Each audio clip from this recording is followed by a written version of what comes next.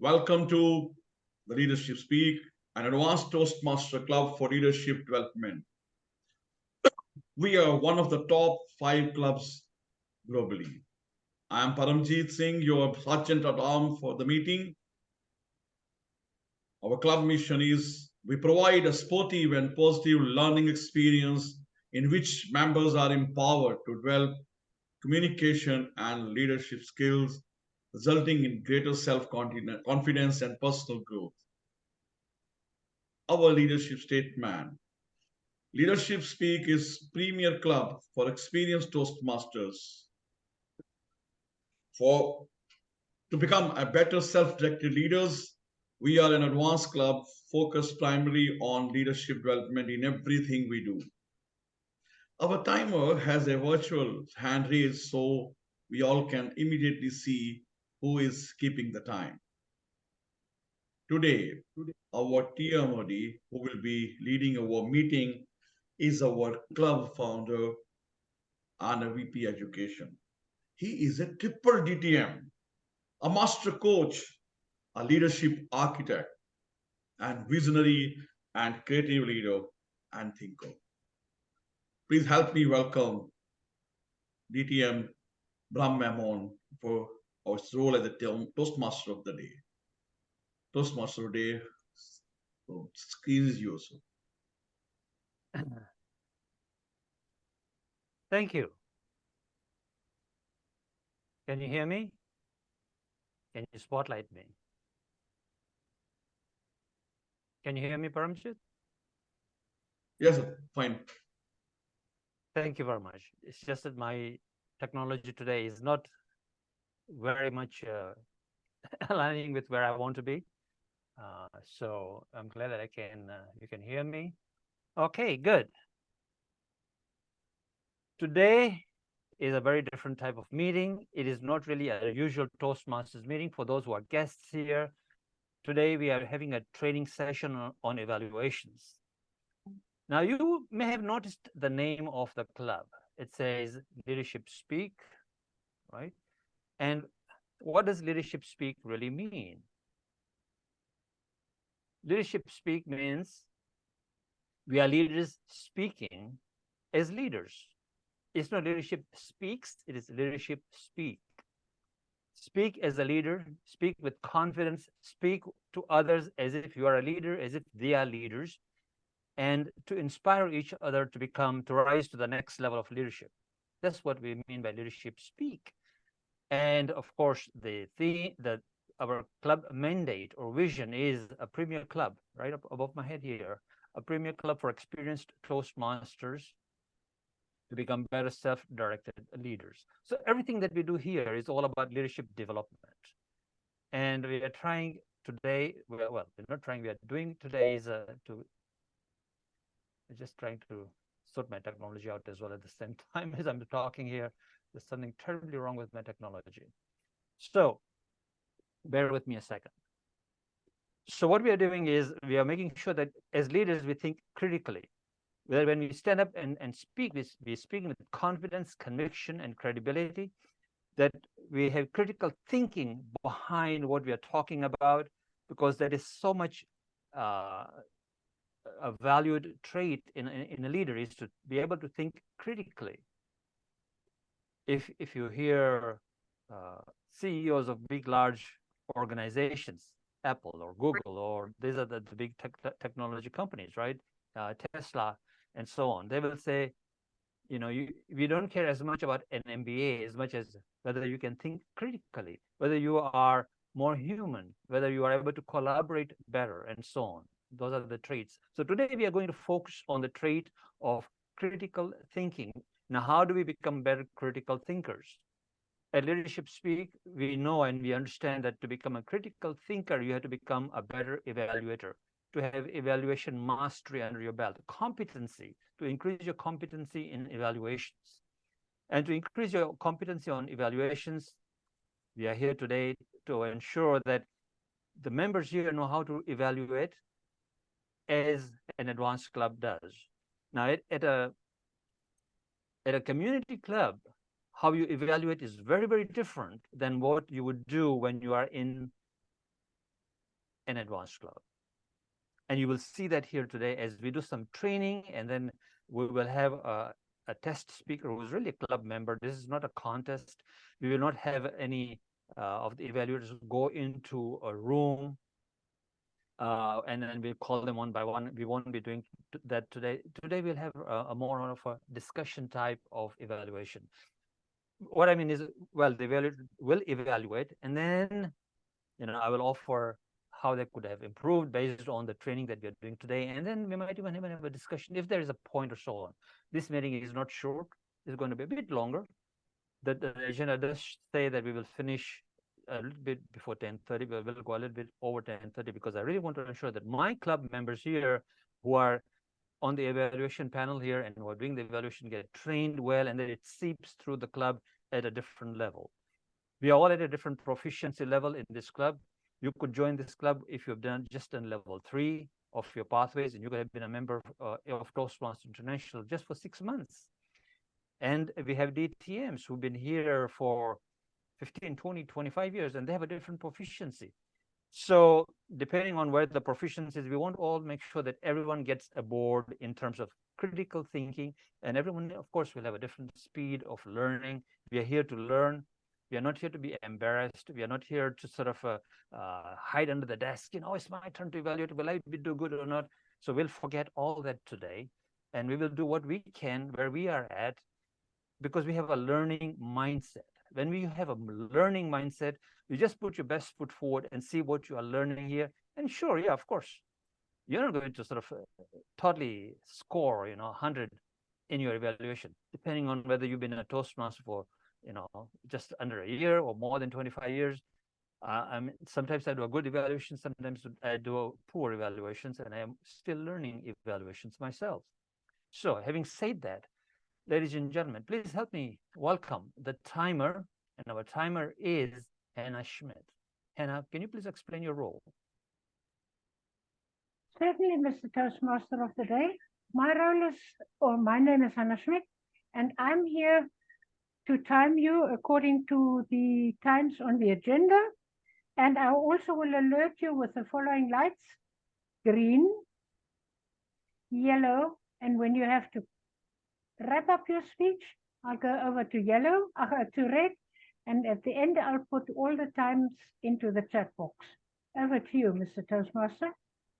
Thank you very much, Hannah. And for our next role is the toast. And we will ask the person raising the toast, Nikhita Winkler. Is she here? Yes, she is here. I can see that. Nikhita, please raise the toast.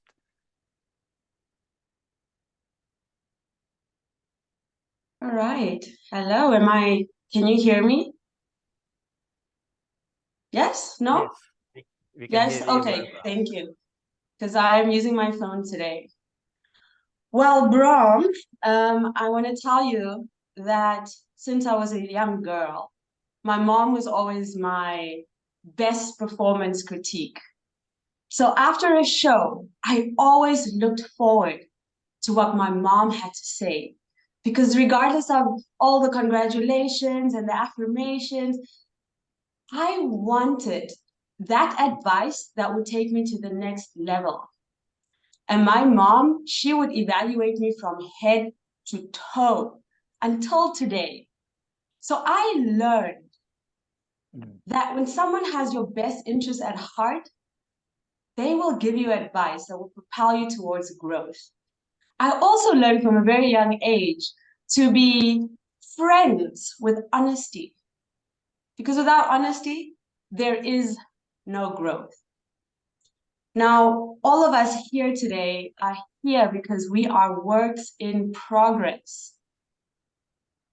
We are here to evolve.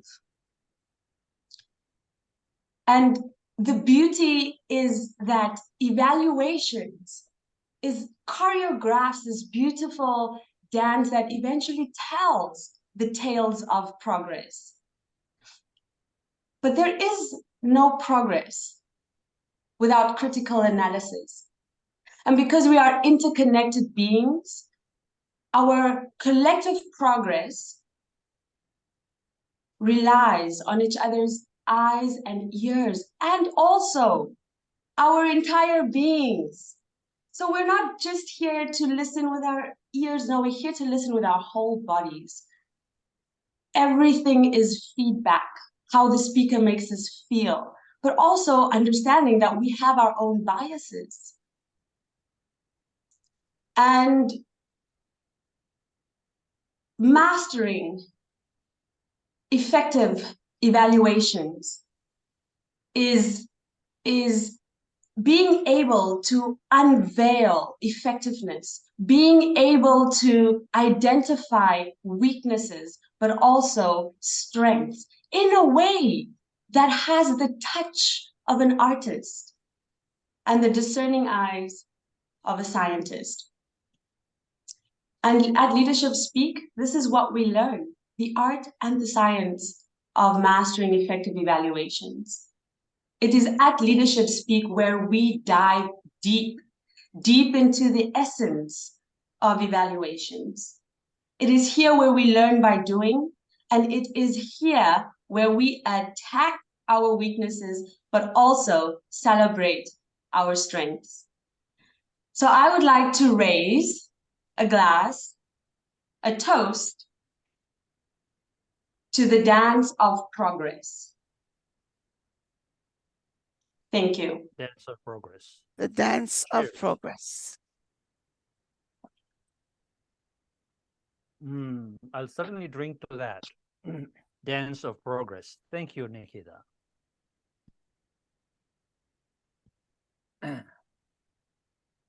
Now, here's one thing that I always say when people come to our club, whenever I'm training anywhere. You know, when I'm speaking, I'm serving you, right? I'm at service. Right now, I'm at service, and I'm serving you, which is one of our core values at Toastmasters International, to serve with excellence. And here you are as well. You are here to learn.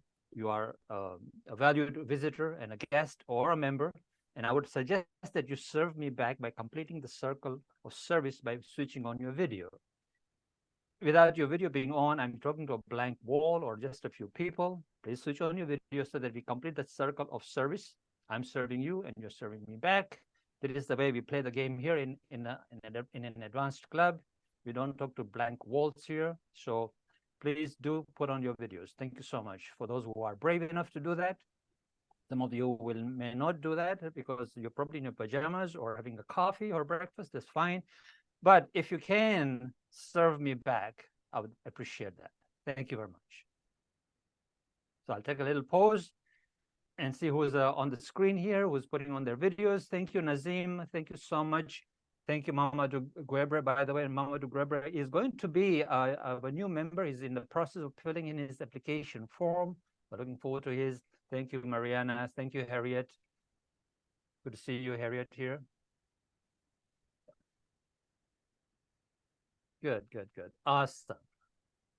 I know that our club president has got his, or Sabnam with his club president's picture behind. Our club president is traveling right now, so he won't be in this meeting today. Sabnam, if you can put on the right picture, put on your video, we can see you. All right, thank you. Now, ladies and gentlemen, I will, according to the agenda, the next session is for me to present a small workshop for half an hour. This is, mind you, not a regular meeting. This is a workshop training meeting. And I will present something about evaluations, which is going to happen right behind me here. Let me just make sure my technology is still working. I think it is working. Today is one of those days where, you know, technology seems to say, hey, I'm not going to cooperate with you. So just bear with me. Let's make it cooperate. Should it go in corporate? Looks like it is. And here is the thing, you know, and what I was just saying a little while ago about service and providing service is that when we are, everything that we do here in Leadership Speak, we are all about service and excellence. And when we are providing feedback, and we are actually, what are we doing? We are serving each other. We are inspiring each other to the next level. We become part of a transformational process that impacts everyone who is in the process of getting feedback or receiving feedback, giving feedback. And that begins to impact and make a difference and leave a legacy behind. So you have to really look at evaluations as if you are serving, not as if what you really are serving. And the person who is receiving the feedback is serving you back by listening to your feedback, taking what they want that is relevant to them because they really know their journey, and then leaving behind everything that may not be relevant to their journey. But you are doing, as an evaluator, doing your best, of course, to provide the necessary feedback that you feel is what you think is what will progress the speaker or the person that you're giving a feedback to progress forward. It could be as a speaker, when somebody is speaking in Toastmasters, because we are Toastmasters here. It could be in your family. It could be, you could be a dancer, right? It could be in an organization.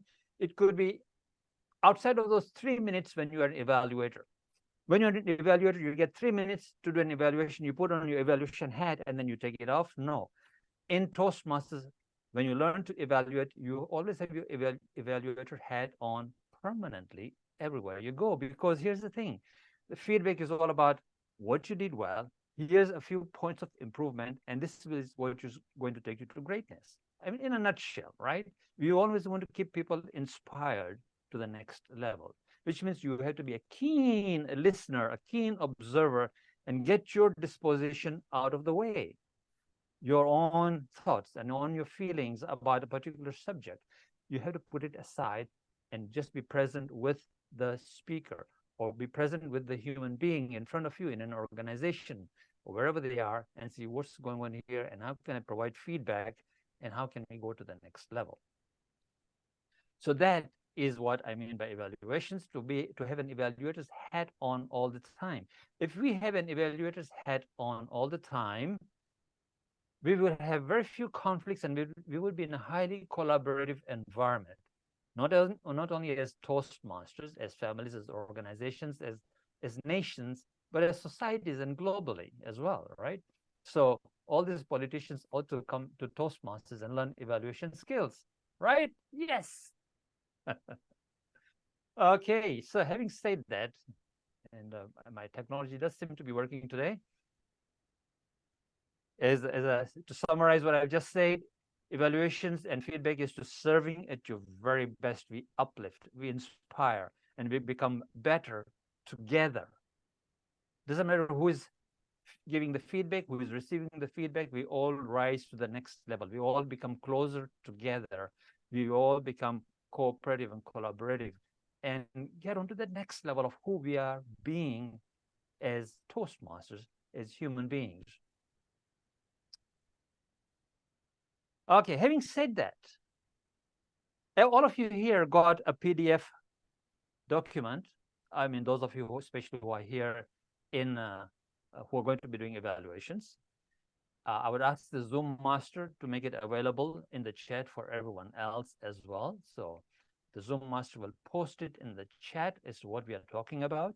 For those of you who forgot, if you were supposed to be an evaluator and you've forgotten where it is, it'll be in the chat in a second.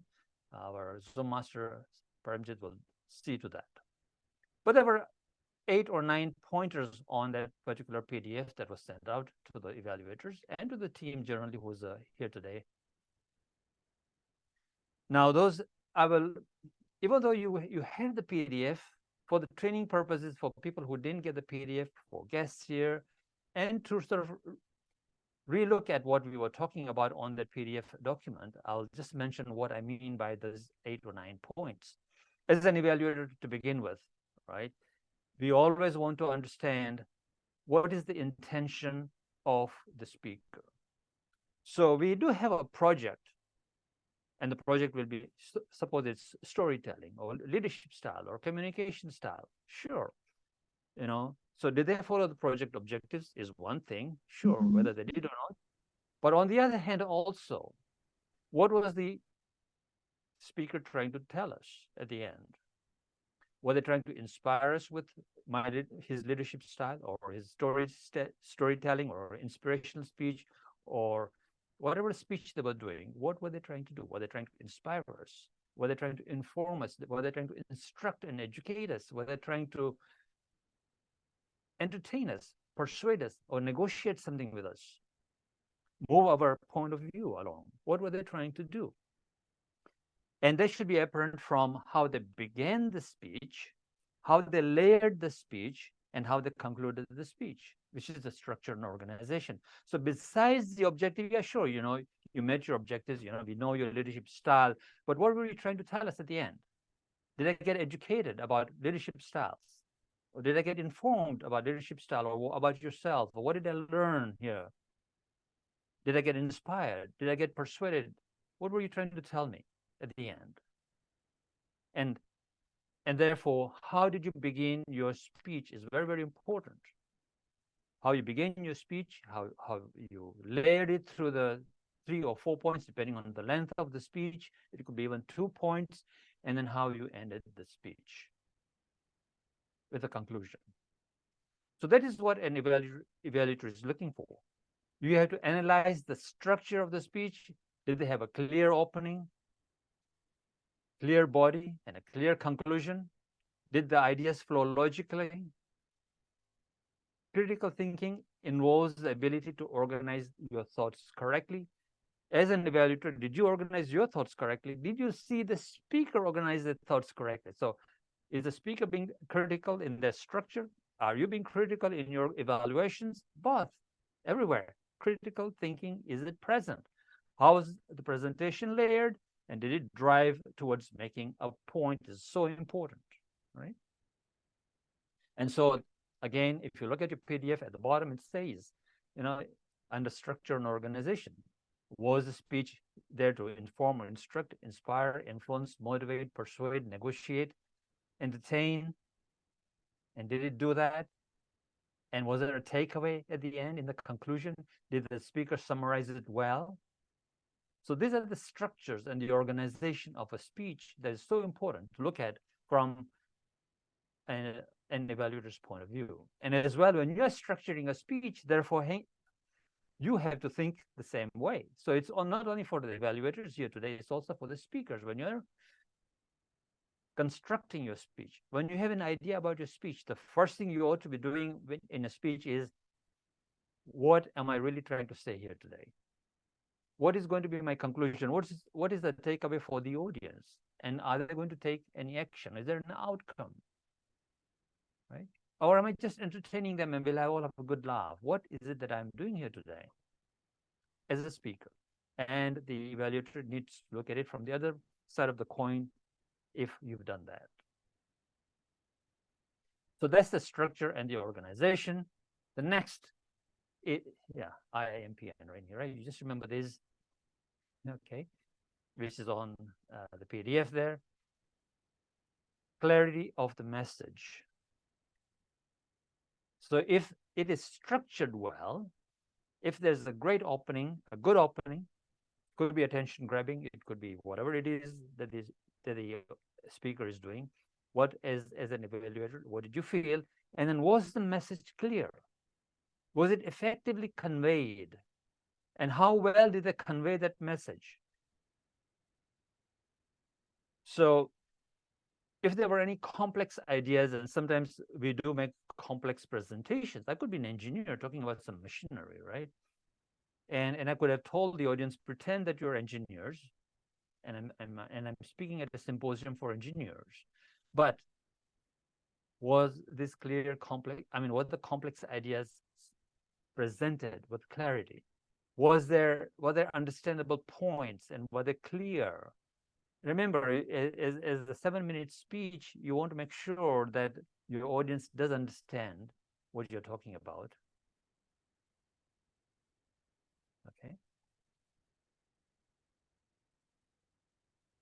The next point on your PDF there, if you have a look at it, is use of evidence. And this is so critical, use of evidence. And why do I mean by it is so critical? Is that sometimes a speaker will mention facts and figures. And if you may mention some facts and figures from somewhere, please state where you got those facts and figures from, right?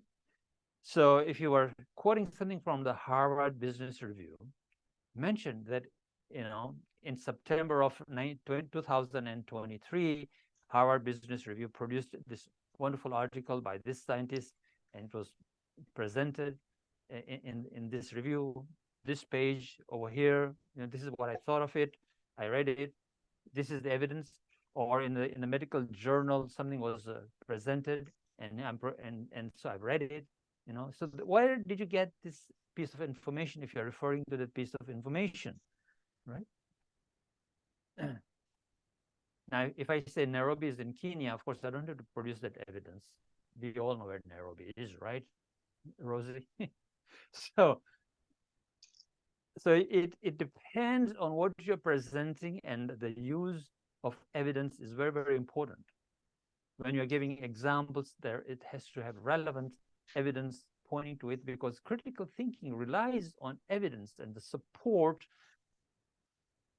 to support their arguments. Okay, so especially in speeches where there's a negotiation type of thing, or some sort of persuasion, or if you're in debates and you're debating, and you really have to, when you point out facts and figures, you really have to say where they came from. When you are presenting in an organization and you're trying to sell them an idea, and you have to back it up with evidence, you better make sure that you know what you're talking about. Okay, so evidence is so very important as to where did this information come from.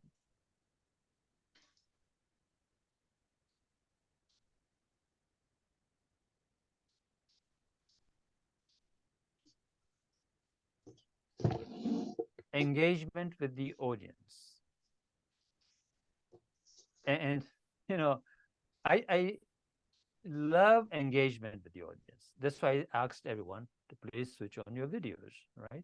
And a number of you switched on videos, and then you switched it off again. So I can see that some of you just switched it on for 2 minutes, and then you switched it off again. So, if you want to serve me and I'm serving you, your video should be open all the time, not just for a few minutes, just to show your face, but keep your video on all the time. That's service. That's really coming from, you're serving me, I'm learning something, I'm going to serve you back. Okay, so I would suggest that you put on your videos if you have switched them off. Thank you very much, Jean, for switching on your videos. Now, engagement with the audience, that's why I said, I want to be engaged with you, and if your videos are not on, I'm not engaged with you, and you're not really engaged with me. You're just here listening whatever you can, and so on. But I really want some engagement. I'm not looking for numbers on the screen as, today 38 people attended the meeting. That's not what I'm interested in. I'm interested in how many videos were on and how many people really engaged with me. So in terms of a speaker, and in terms of an evaluator, for example, as well, consider how well the speaker engaged the audience. And what were they doing? What techniques were they using to engage the audience? Did they use anecdotes, questions, or other techniques to involve the audience in the speech? Critical thinking includes adapting to your audience's needs and reactions. So, having said that, Tony, what do you think about engagement with the audience? What's your point of view about people switching on the videos or engaging as somebody talking?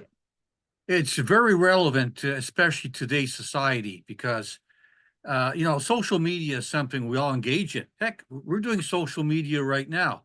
And what social media is two-way communication. We cannot have two-way communication without engagement. So you're bang on as far as I'm concerned. Thank you.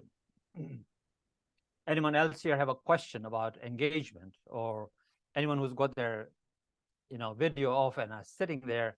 Any questions from you, Nazim or Anthony Fletcher, Smruti, Muhammad Azimuddin? Any questions? Dan Odero, do you have any question for me about engagement?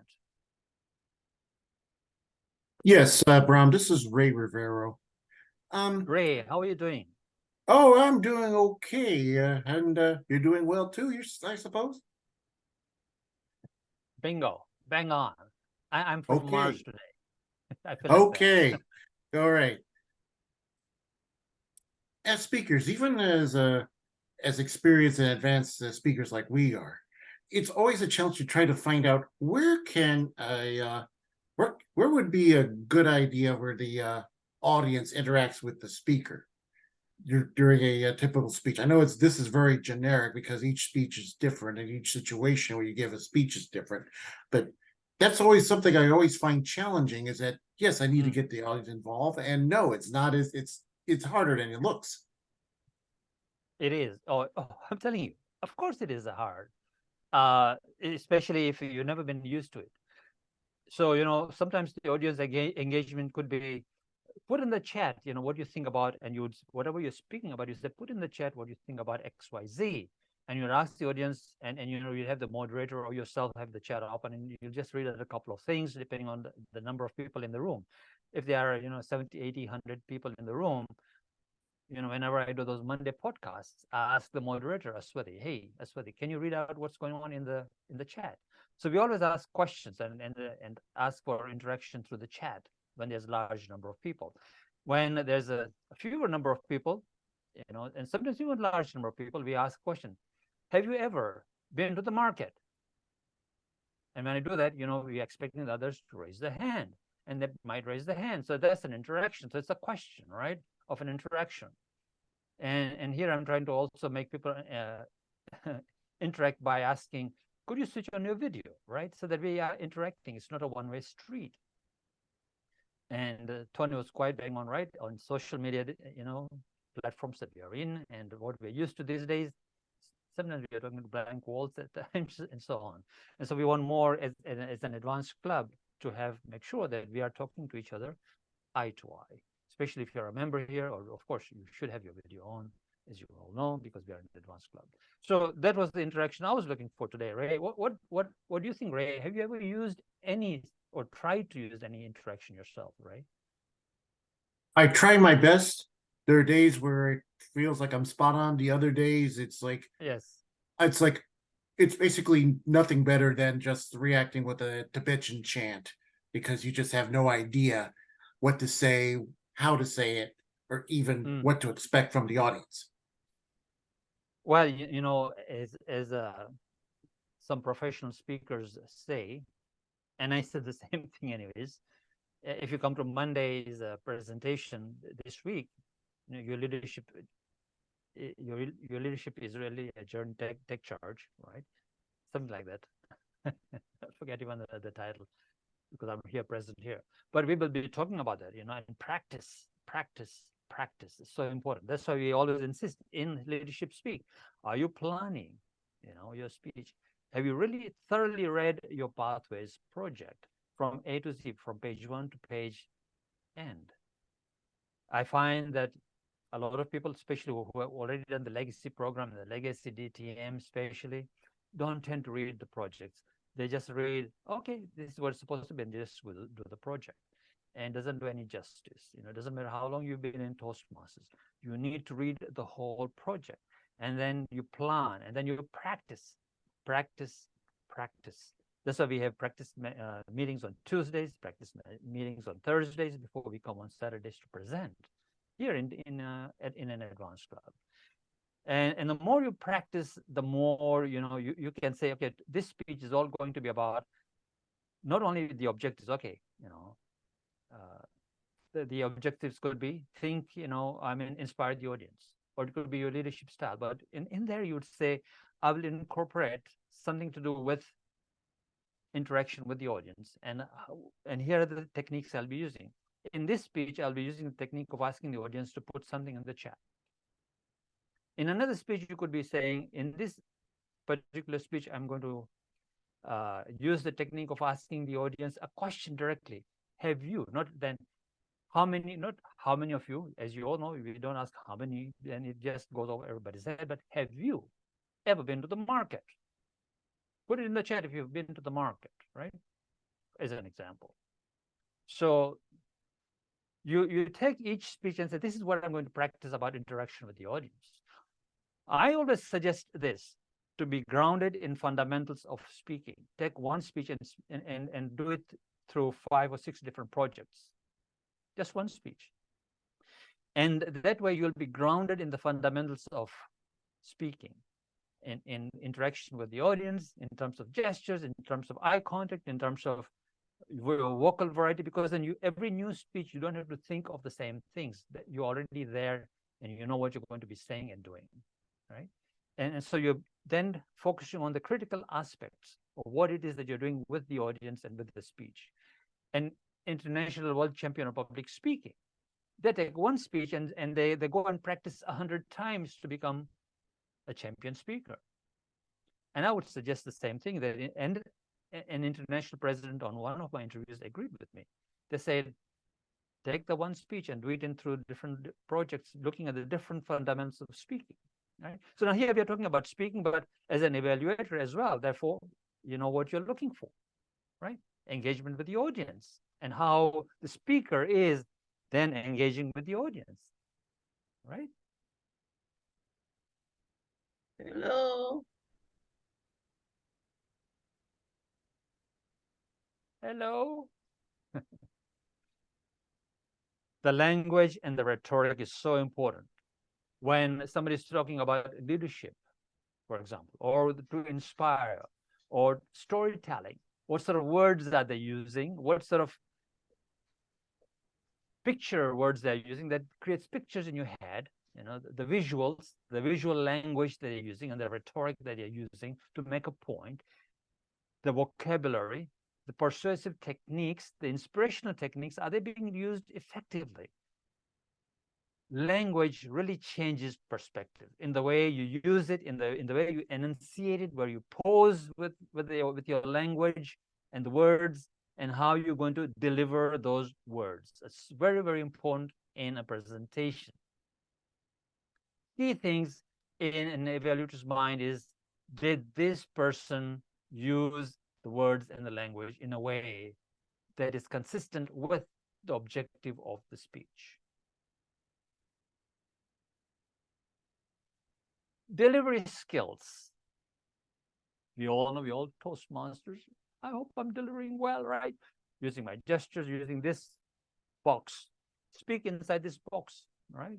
How am I speaking in this box? Because we are an online club. We need to make sure that we focus in the delivery skills that are essential for effective communication in this box, the Zoom box. Of course, think outside the box, but remain in the Zoom box.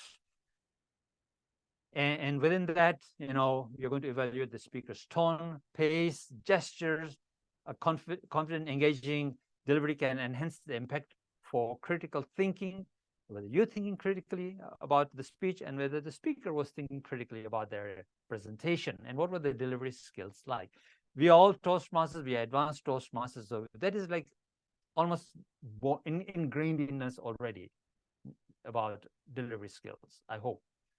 If you are a newer Toastmaster, you will get a rapid learning curve and a steep learning curve here with regards to that and the evaluations you get.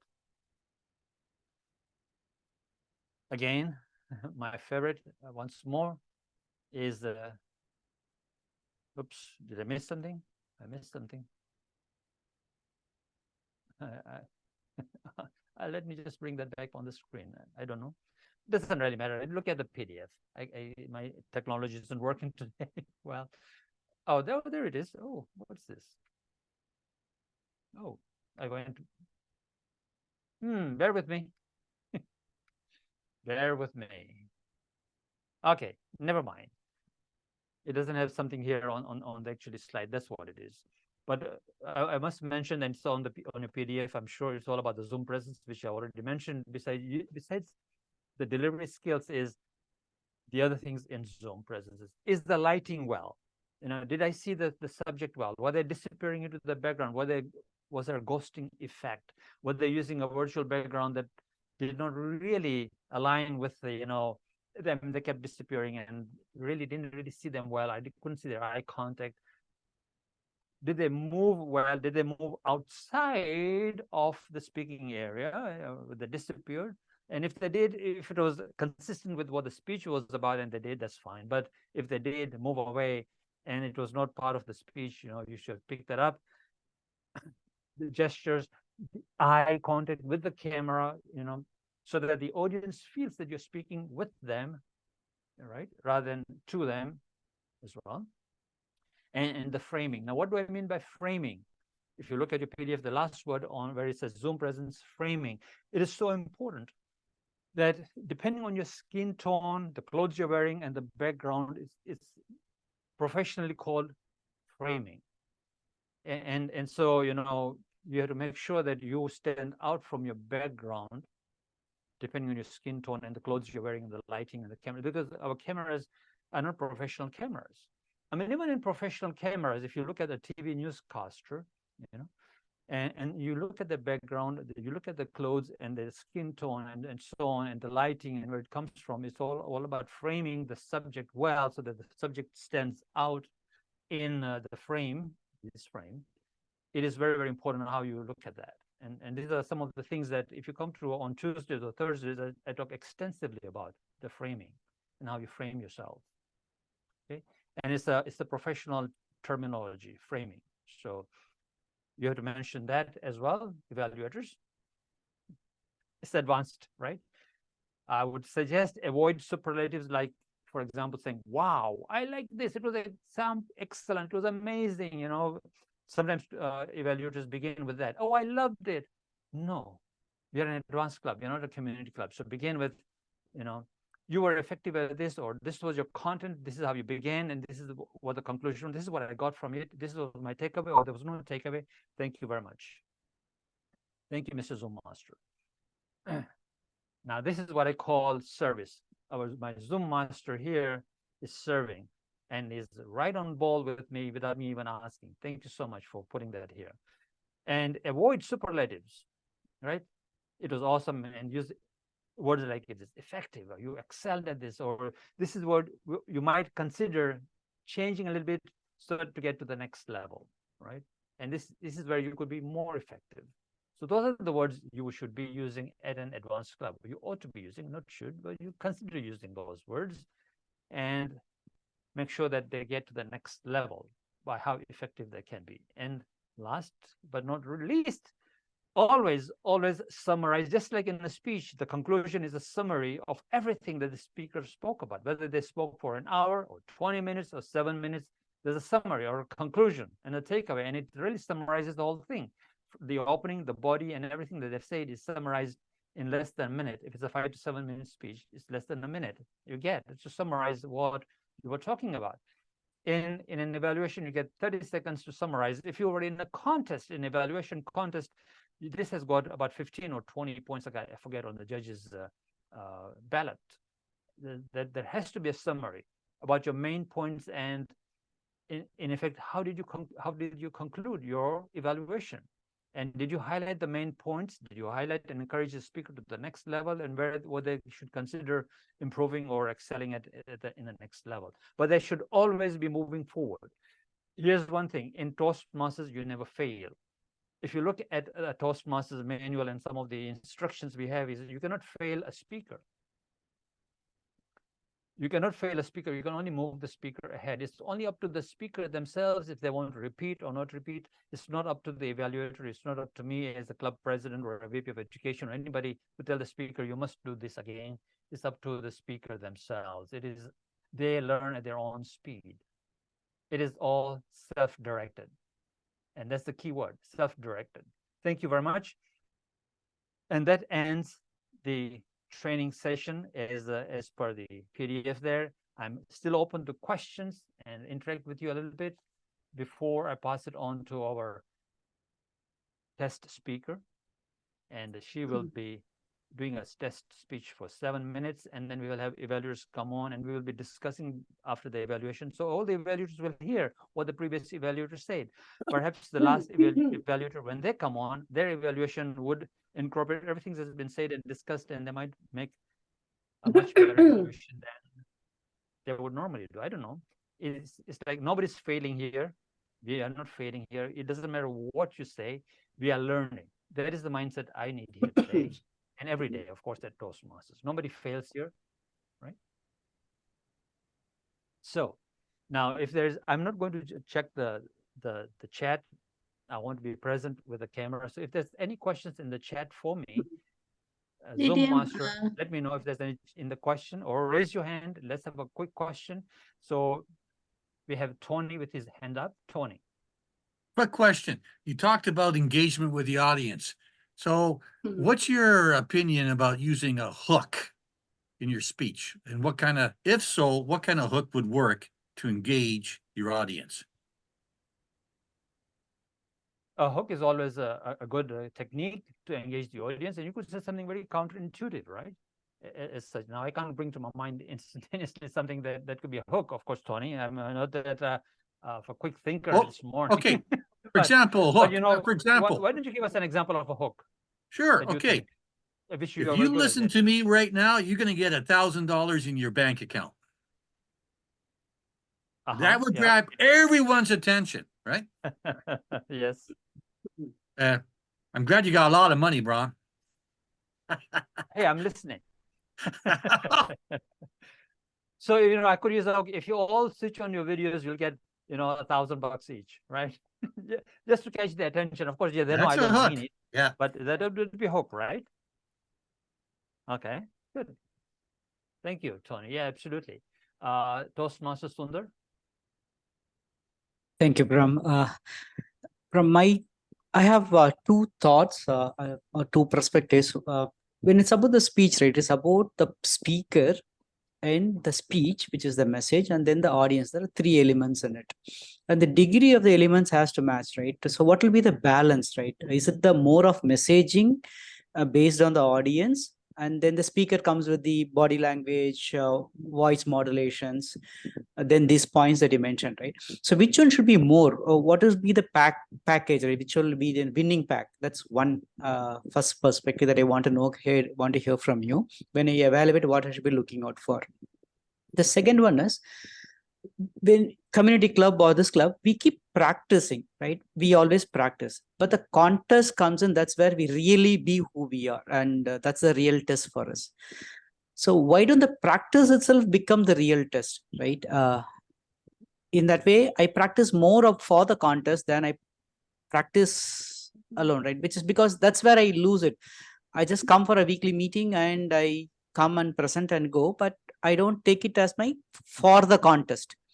I just practice and leave it there. So because my practice isn't becoming perfect, and when I come to contest, I'm not that effective. So some gap is there. I want to how to perfect practice. Other one is what should be the degree of elements when it comes as a speaker, message, and the audience. Which one should be more? So let me answer the second part, and then we'll go to the first part, and I'll ask you to repeat the first part again, because I was just really focusing on the second part, which is a very profound question about practice. And at Leadership Speak, we provide plenty of opportunities of practice.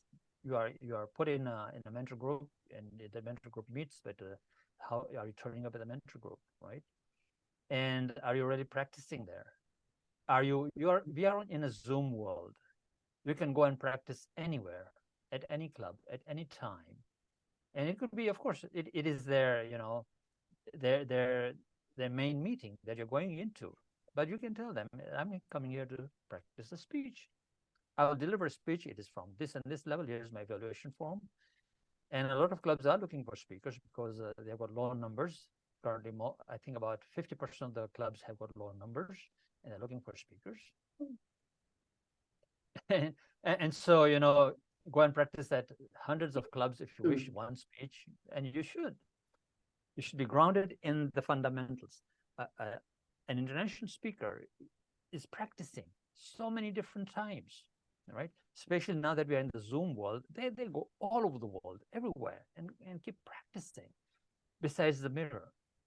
And then they'll go to the club and present it, or they go onto the international stage and present it. So what's preventing you? What is practice and what is really delivering it well? Everything that you're really doing is practice so that you are better off in the real world, outside in the real world.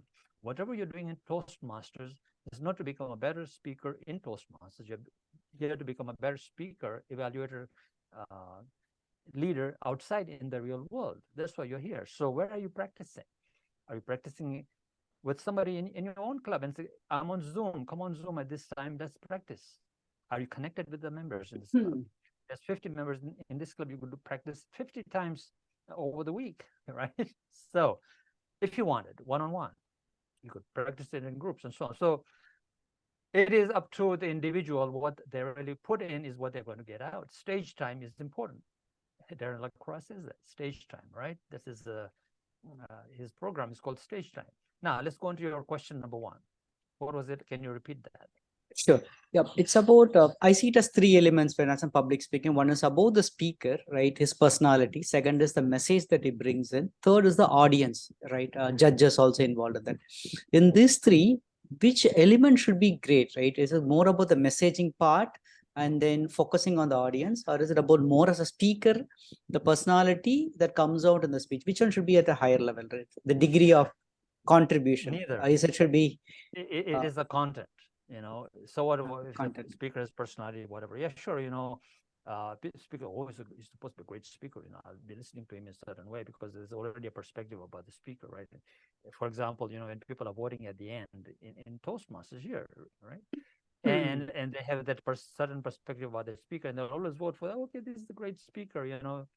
And if you really analyze the speech, yeah, maybe it's not. So also the audience has to be critical thinking, right? Critically thinking about the speaker, especially if you're in Toastmasters, you know.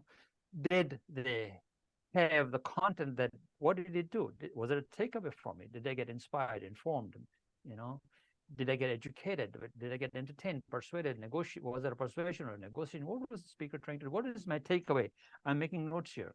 You know, when I hear a speaker, what was my takeaway? So that is what a speaker should be focusing on, not on that. Oh, you know, I am a great big politician, you know, and I've been known by, I know millions of people know me, so I'll just crack a joke here. Sometimes they get caught with their pants down, as they say, because they make inappropriate remarks sometimes, right? You heard that, right? And so it could be a prominent person, and it's all over the TV. This guy said this, and they should have said that, and there's lots of debate going on. So always focus on what's your content, what's your message, how you're going to open, how you're going to grab the audience, and what's the conclusion, how you're going to conclude. That is it. Nothing else matters. Thank you so much, bro. Yeah, thank you. Okay, so I think I'm getting green light. We didn't have anything to do with the question and answer at this point, because I did say I'll just throw in things as we go along to make sure that value is imparted here. We sort of serve each other and that there's value. So thank you so much for that. I see one more question, one more hand up, so I will actually take that, because Sabnam is a pretty good evaluator, and I don't know, she might pin me down with that question. So let's. All right, Sabnam, ask me the question.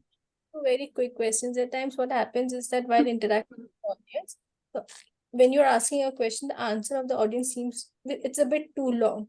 So, what is a very polite way of saying them that it's okay, just give a short answer?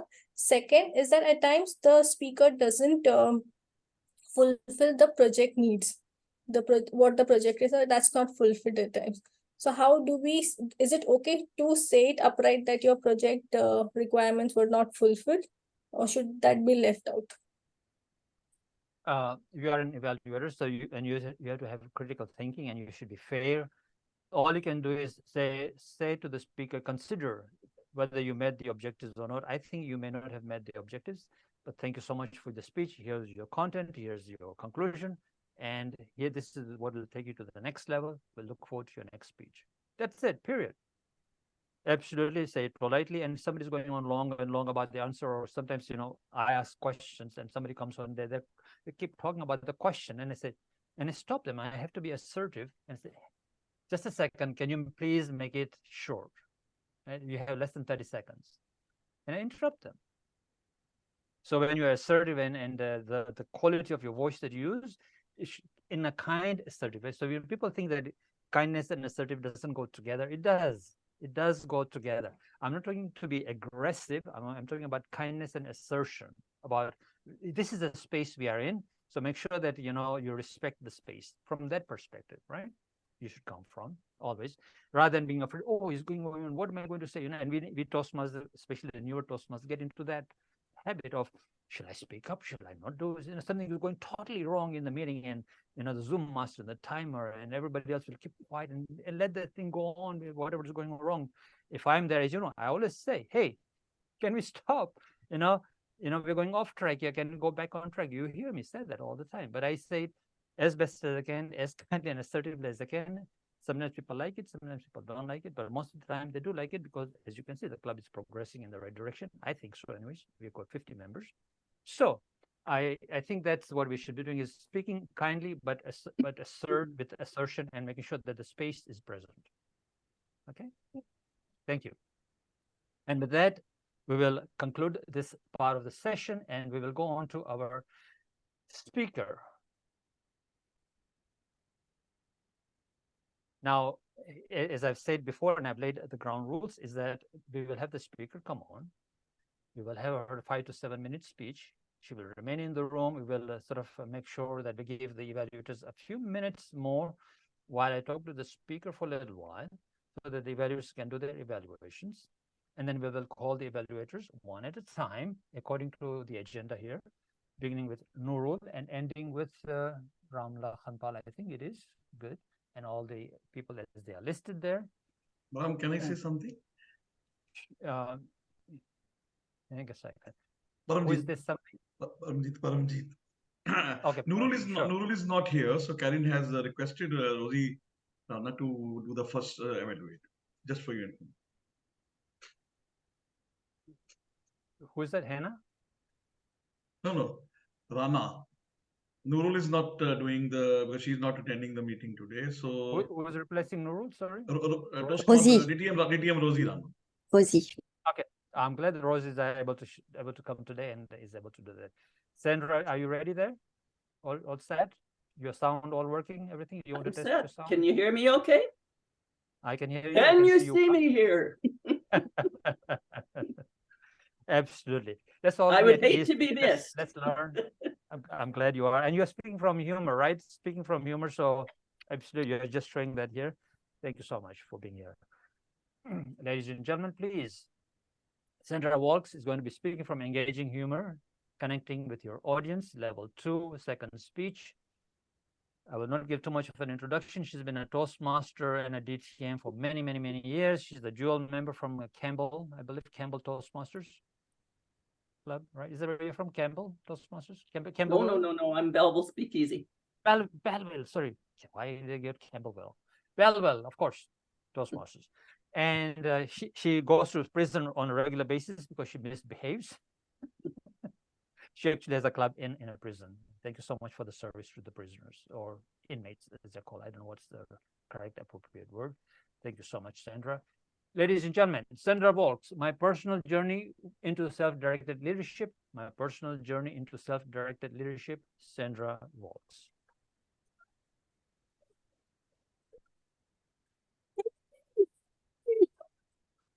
Catch me. Rock me.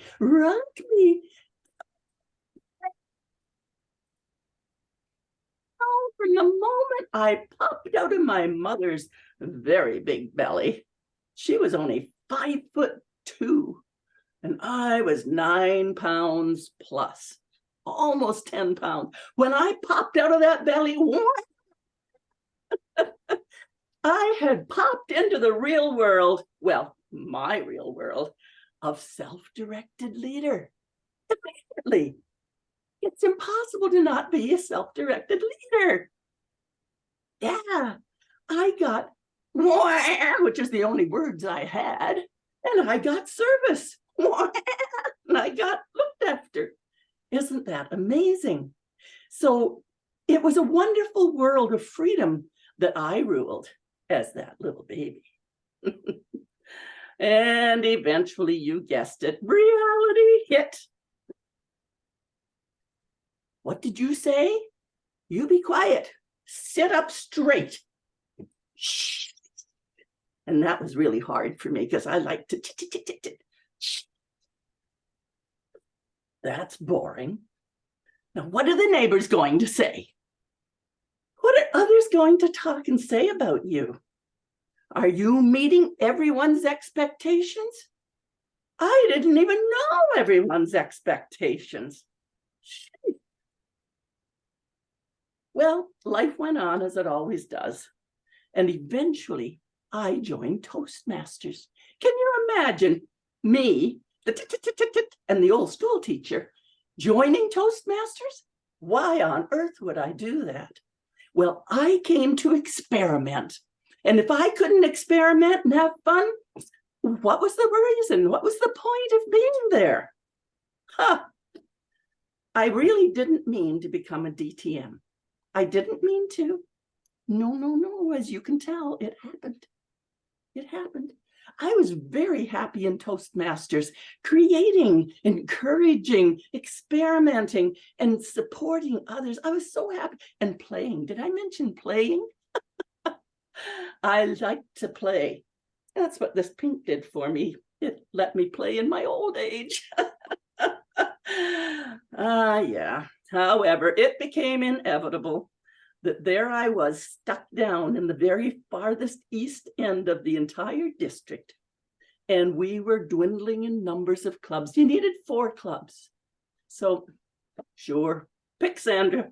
She'll be the area governor. And no, I didn't say that wrong. Way back then, we were area governors, not area directors, I think is what today is. But area governor. Well, the first year, nobody knew we were there. But the second year, yes, I did 2 years. Highly unusual, but we knew we had to come up and get discovered. So I did 2 years as area governor. And the second year, we were the middle one, the select. Well, in case you haven't noticed, I am an achiever. And I was born and bred an achiever. And that is when I coached one club unsuccessfly. Gong show.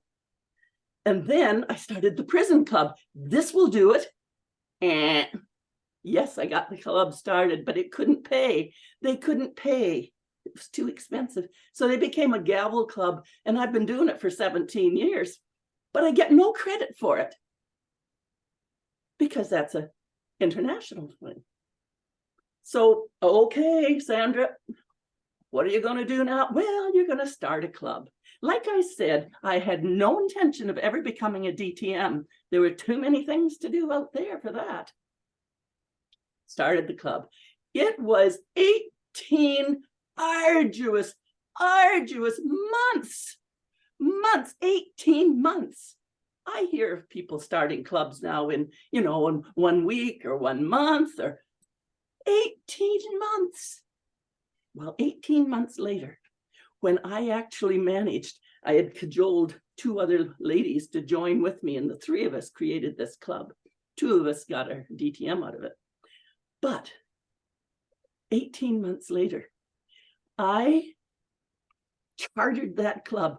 At that time, we had 28 members. And with the 28 members, we came out the gate as a distinguished club. And Toastmasters International, I phoned them because they weren't giving us the credit. I said, we did that. Well, this is highly unusual. I said, it may be highly unusual, but we worked really hard for that. So just say great and give it to us. So they did. That's how we came out of the gate. I literally danced across the conference floor when I got my DTM, because I had started with one area or a district governor, went through the entire term of the second district governor, and celebrated dancing across the floor with the beginning of the third district governor. Is that persistence? You're damn right I was self-directed. Always have been, just didn't realize that stepping out in the world meant living out full out and being in the world. I really learned a hard lesson though at that club, because once the club was chartered, a sponsor came in to support that club into permanency. Well, Edith didn't know who it was. And we got to the meetings, and I was past president, of course. And I was still in there directing, do this. She said, Sandra, how many of these meetings do you think you're going to come to? Oh, Oh, smack alongside of the face for that one, wasn't it?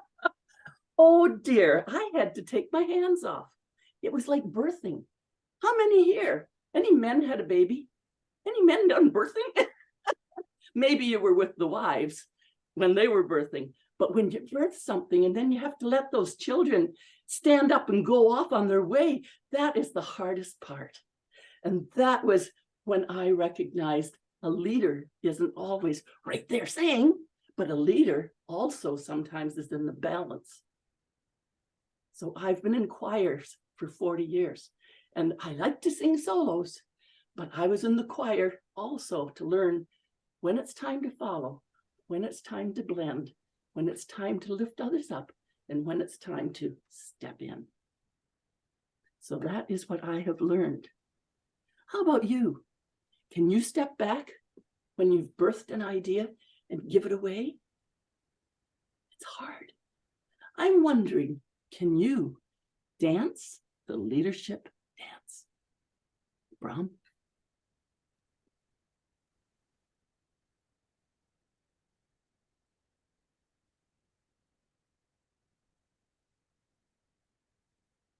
Over to you, Brahm.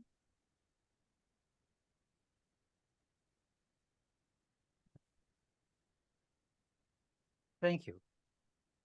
I didn't know that you had ended the speech there. So let me just come on. Okay, thank you very much. Thanks for this wonderful speech. Okay, so we will give the evaluators a few minutes to prepare, to put their thoughts together. Fortunately, the first evaluator is an experienced evaluator. So we'll begin with the experienced evaluator, but we'll give them a little bit of while to put their thoughts together. While they're putting the thoughts together, if you can spotlight Sandra here again with me so that I can talk to Sandra for a few minutes so we don't have a dead space. Almost like in a contest, right? You would speak to the target speaker while. So Mr. Zoom Master, if you can please spotlight Sandra with me here. I have asked her to start her video. The video is off at the moment. I have requested her to start. Sandra, if you can put on your video, that'll be great. Thank you very much. Okay, so while she's putting on the video, let's talk a little bit about leadership speak for the benefit of the guests here. As you can see behind me, and I'll move a little bit away, actually, maybe even out of the frame there for just a second deliberately, is we have members from 17 different countries. We were actually members from 18 different countries. Now we are from 17 different countries. Oh, yes, my technology is messing up with me today, as you can see.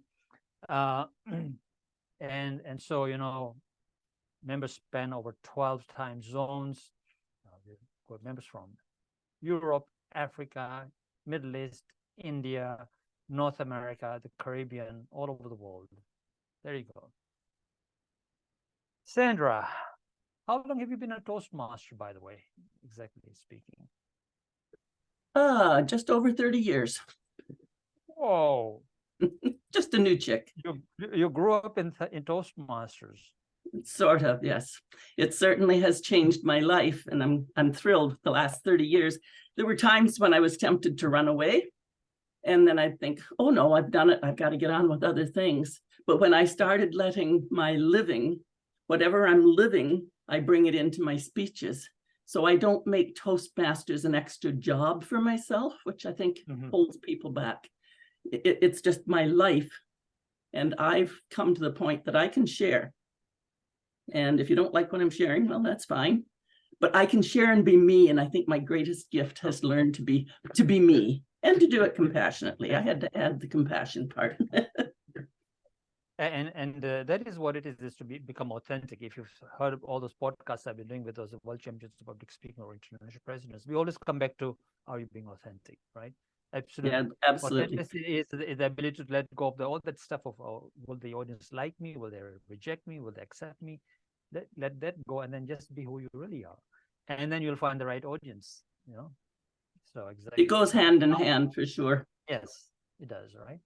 Hannah, can you from here on in give us 3 minutes more on the timer? what has been the most profound thing in your journey in Toastmasters? What's the most profound thing that has happened? I would say probably when I really had to step up to the gate, because I like so many things that when I have to step up to something, I have to really do it as a conscious choice. So 2 years as area governor was a really heavy load. And once I had done that, I realized, oh my goodness, I needed to start a club anyhow. Once that happened and I could see that the DTM was there, I thought, oh, well, I guess I'm going for my DTM, because there was nothing left to do, because I'd been the area governor, I'd been the starting of the club and done several speech crafts. So I was just giving without ever thinking I would ever do a DTM. So I would say getting the DTM through all of what my speech was about was probably my big turning point. And I can relate to that, because it took me 19 years to do my DTM, because I was never focused on the DTM. I was just focused on being a good Toastmaster and to serve. And through that, you know, I was forced into by a district governor at that time, or to be a district governor. He said, you must sponsor a club with me. So, okay, oh, well, all right. And that's how I got into becoming a DTM the first time around after 19 years. That wasn't my focus.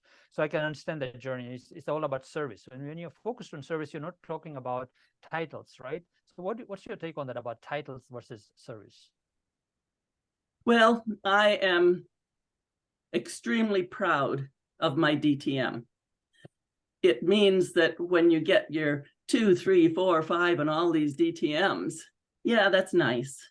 It's okay, but it doesn't show me anything, and it doesn't inspire me to run off and get another one. I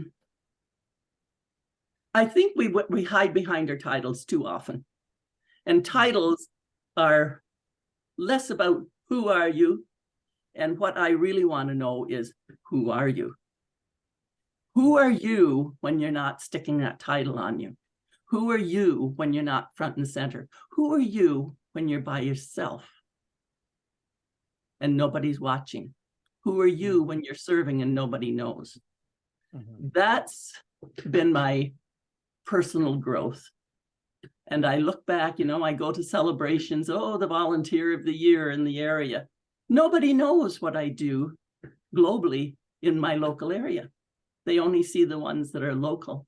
And it doesn't bother me. I often thought, yeah, I've done all those things. I do all those things. I do a lot of those things. But the recognition isn't there locally. And I don't care, because I'm happy being who I am, even when no one's watching.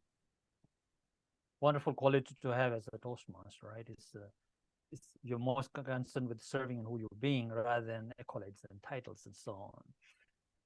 I think we may have a little bit more time. I don't see any green or red lights from Hannah. So one last question. Why do you keep going to prison? Why do they put you in prison every time?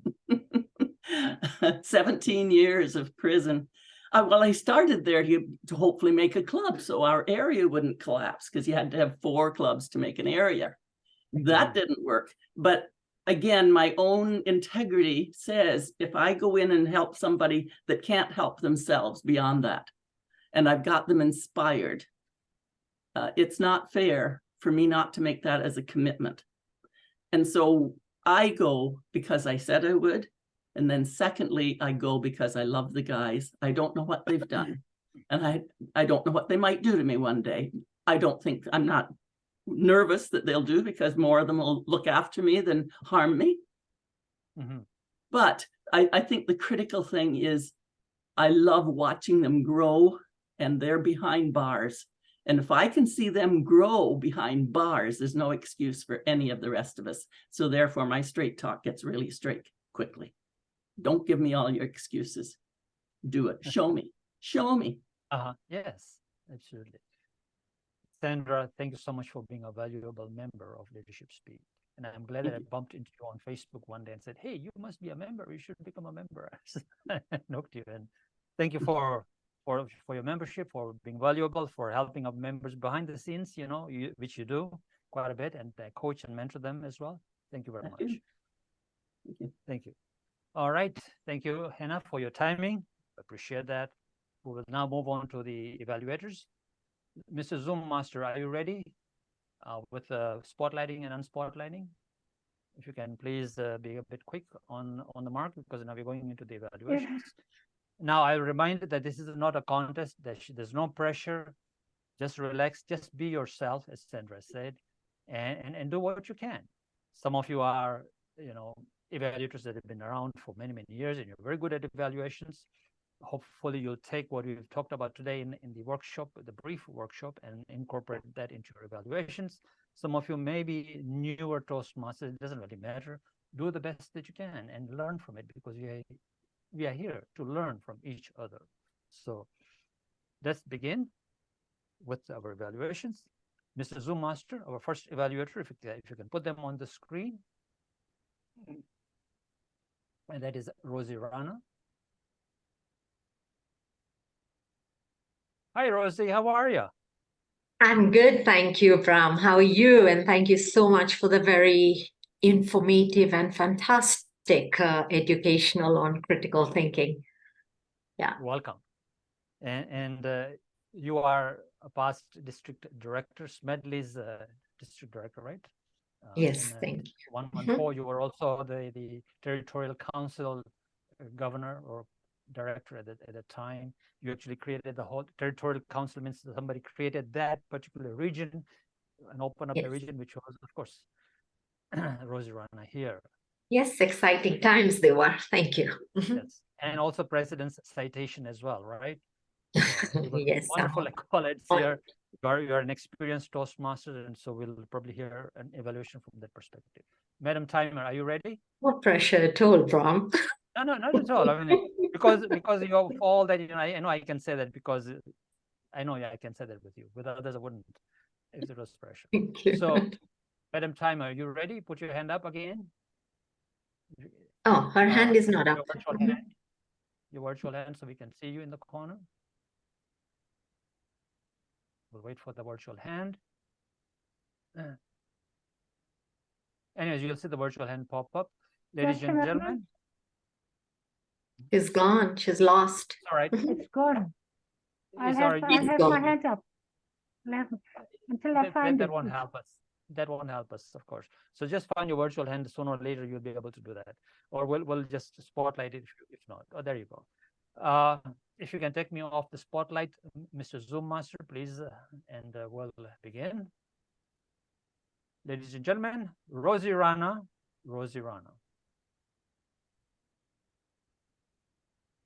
Hello, Toastmasters, ladies, gentlemen, and especially Sandra. Thank you so much for a captivating delivery, where you not only entertained us, Sandra, you, through your story, your journey, inspired us by sharing a valuable leadership lesson, a lesson that you learned as you transitioned into leadership. I liked your style. The entire message revolved around a story, and stories really connect with an audience. Today, your objective was to connect, and that you did really well through this story. And why you did that so well was you didn't just narrate your story, you relived it. You shared it from the beginning. Now, at the beginning, it was a captivating opening as you started, with a baby crying. So, I really felt you were starting your journey as coming out of the womb. I mean, that was really funny and hilarious. When you talked of your mother is 5'2". Well, when I tell my story, I also talk of my mother at 4'9". So I could truly, truly relate. And I loved that. Yes. And what is so strong is, variety is the spice of life. And one thing you do extremely well, and we all enjoy, is the gestures, the expression, and you're able to move and alternate them beautifully, because first, you were that crying baby, then you became that, how it is when someone's angry with you. And not only did you change your voice, your vocal tone, but, your expressions, and it was beautifully done. I loved that. And that was, brought the lightness to it. I thought that was great. You also have this tendency to laugh as you do it, and it's very endearing, and we laugh with you. if there's something I'd caution you on that part is when you're laughing, be careful when you laugh when something is like there was the pain, about the persistence and things that didn't go well and you were laughing during that time. At that time, I would have liked to see you maybe almost, have that expression of ouch. Yeah. But overall, I think that style is beautiful. You showed raw emotions despite that. And the language was also beautifully done, clear voice, clarity. So all in all, I thought, you managed to, with a light speech, bring in a very deep message. At the same time, you transitioned very quickly from the baby to the Toastmaster. Sort of that moment, I got lost a bit and I was, okay, you're a Toastmaster. But then we could relate to that journey and how you didn't want to be a Toastmaster, to be a DTM, and then became through the journey. And that was very powerful because you show how the lessons you learned, and at the end, you ask everyone and you end with a question and asking everyone, how about you? Now that is powerful and engaging. So while your story engages and connects, because your project was Connect, I thought you met the humor part. I also would encourage you to bring a question or two earlier, because when you do that, you engage more. The engagement only came at the very end. And the closing was again very beautiful. Will you dance? Can you dance the leadership dance? So all in all, if I was to summarize, beautiful vocal variety, gestures, use of language, expressions, change, and telling a story that connects. What I would recommend you change is try and engage a bit more by bringing in a question earlier or bringing the audience, drawing the audience with you, and just have the flow so that you don't suddenly jump from one section to another. I look forward to more and more entertaining speeches and especially humorous, because that's always a challenge and we learn from one another. Well done. Thank you. Back to you, Mr. Toastmaster. Thank you. Thank you, Rosy Rana, for that evaluation. We will look at your evaluation now and see what your evaluation was like. Very briefly, if you look at the PDF form that we have, we mention a number of things that we have to look out for. And structure and content, gestures, Zoom presence, vocal variety. What was the most prominent thing, and what was the takeaway at the end? Were they here to inspire, persuade, entertain, motivate? What were they here to do, and did they do that besides following the objectives of the speech? And so you summarized at the end about the humorous speech and how it can be challenging for sure, but the summary should have been about, to begin with, is to what was something that they did very well, what was it that they needed to improve, and so on. What should have been a better summary of the whole thing, and where they excelled at and where they could excel better, and what would take them to the next level at an advanced club. You are a very good evaluator as it is. Now this would be a couple of notches up perhaps. It's just my suggestion. Again, take what you can, leave whatever you want to leave out. All right.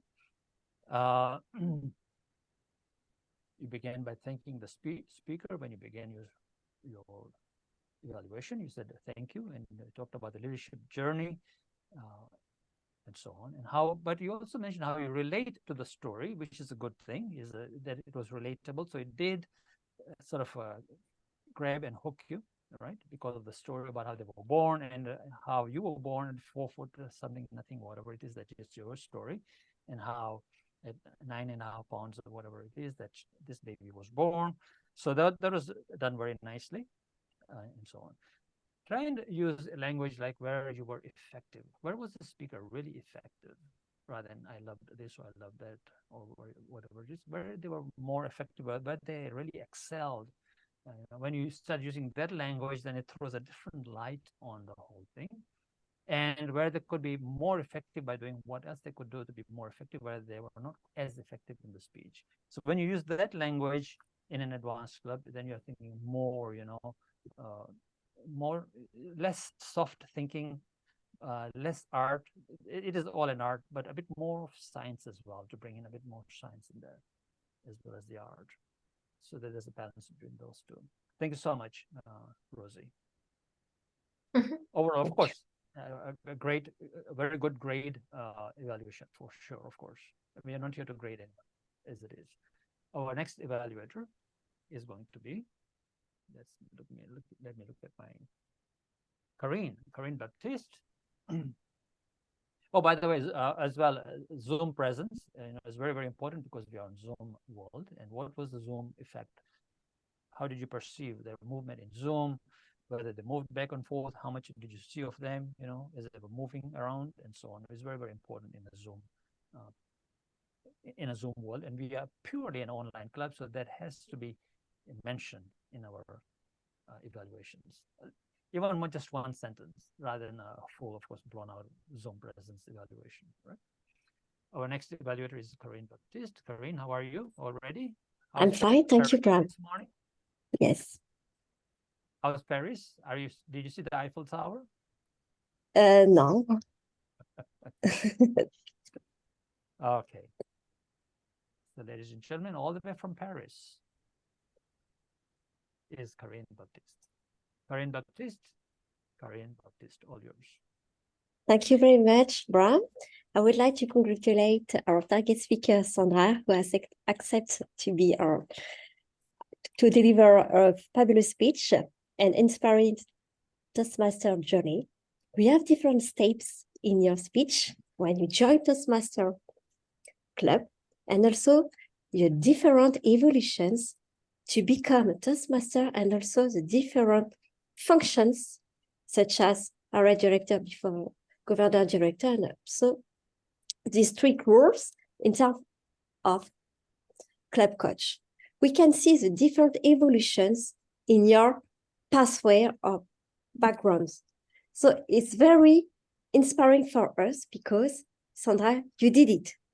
As you mentioned at the beginning, your personality, I think, is maybe shy girl, and you have absolutely achieved different roles, and especially you have become a self-directing leader. So thank you for that. And for me, it is very an inspiration, because your speech has used different ingredients, emotions, with love, cry, enthusiasm, your passion for Toastmaster, and also our gestures, your body language, in order to focus on you. Because at the beginning until the end, we can follow all evolution and also the different messages you want to deliver. I really like the way you use the humorous tone, because this is your asset, especially when you want to become a self-directing leader. Is not easy. And when we listen to your speech, finally, it could be easy. From my side, I think I can follow all instruction delivered by Sandra. So it is easy. I would like to share with you 2 recommendations. Well, as you know, I'm French. I'm not a native speaker. If you can maybe mark some pauses, especially when you want to deliver key messages at the beginning, because when you cry, I did not understand what you want to focus on it. And also, if you can share with us a slide or paper with different key messages or all functions you have accomplished, because you have finally accomplished a lot of functions. So maybe we can memorize you have done as a self-directed. So to conclude, it's a very good speech. We can see all evolution to become self-directed leaders. And also you have used perfectly the storytelling. And especially you have used the call to action in order to do the same illustration as you. Thank you very much, Sandra. And I hope all evaluation can be useful. Back to you. Thank you. Thank you, Carine. And you saw Carine has a different thought process. Every evaluator will have, of course, a different thought process. And her thought process was all about how she began was that it was an inspiring speech, right? And how Sandra brought in passion through body language, what her messaging was. Now, again, the suggestion would be, instead of saying, I really liked this and that, where was the speaker effect? Of course, it's still like according to you, right? But if you use the language where you thought the speaker was really effective rather than I really liked, so use that sort of languaging. That sort of languaging would lend to a better and more clear messaging of your own evaluation, and where you think, of course, it's because it's your thought, where the speaker could excel more is what they should have done. So just that language of what I liked and so on should be where you were effective, where you could excel a bit better. I liked your recommendations about a slide or something with your accomplishments, so we could actually see visual. So you're a visual person. I can see that you would like visual cues and so on.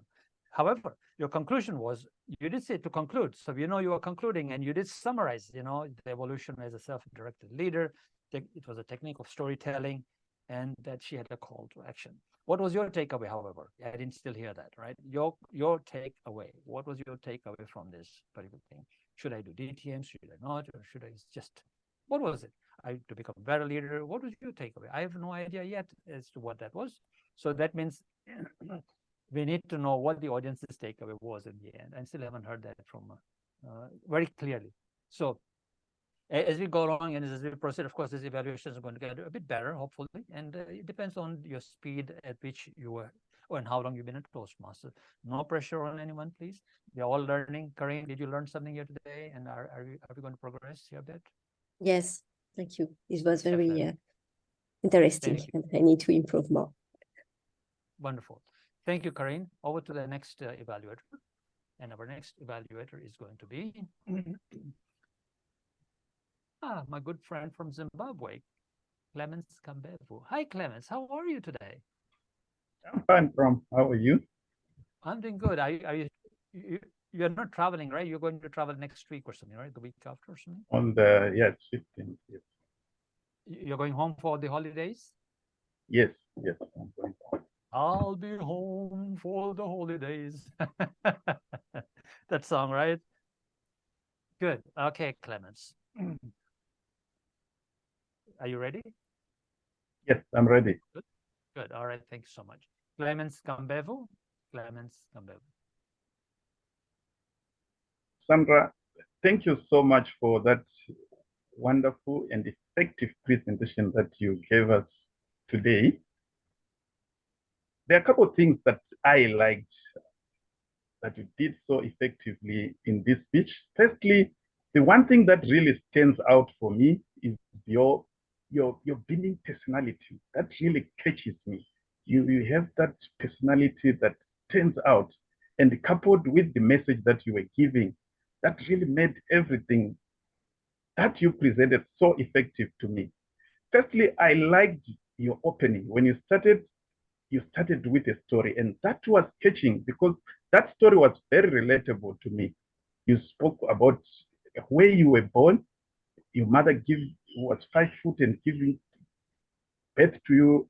You said, here is a 9-pound baby. And that relates to me very well because I went back in time in memory when I was also born, and I thought, oh, wow, my mother is also lifting me up there. That was very relatable and very catchy. And you started the opening, and this is the whole structure that you went in. Opening, and then you went into the development of your speech, which you went on with a story to talk about your Toastmaster journey and the challenges using a story.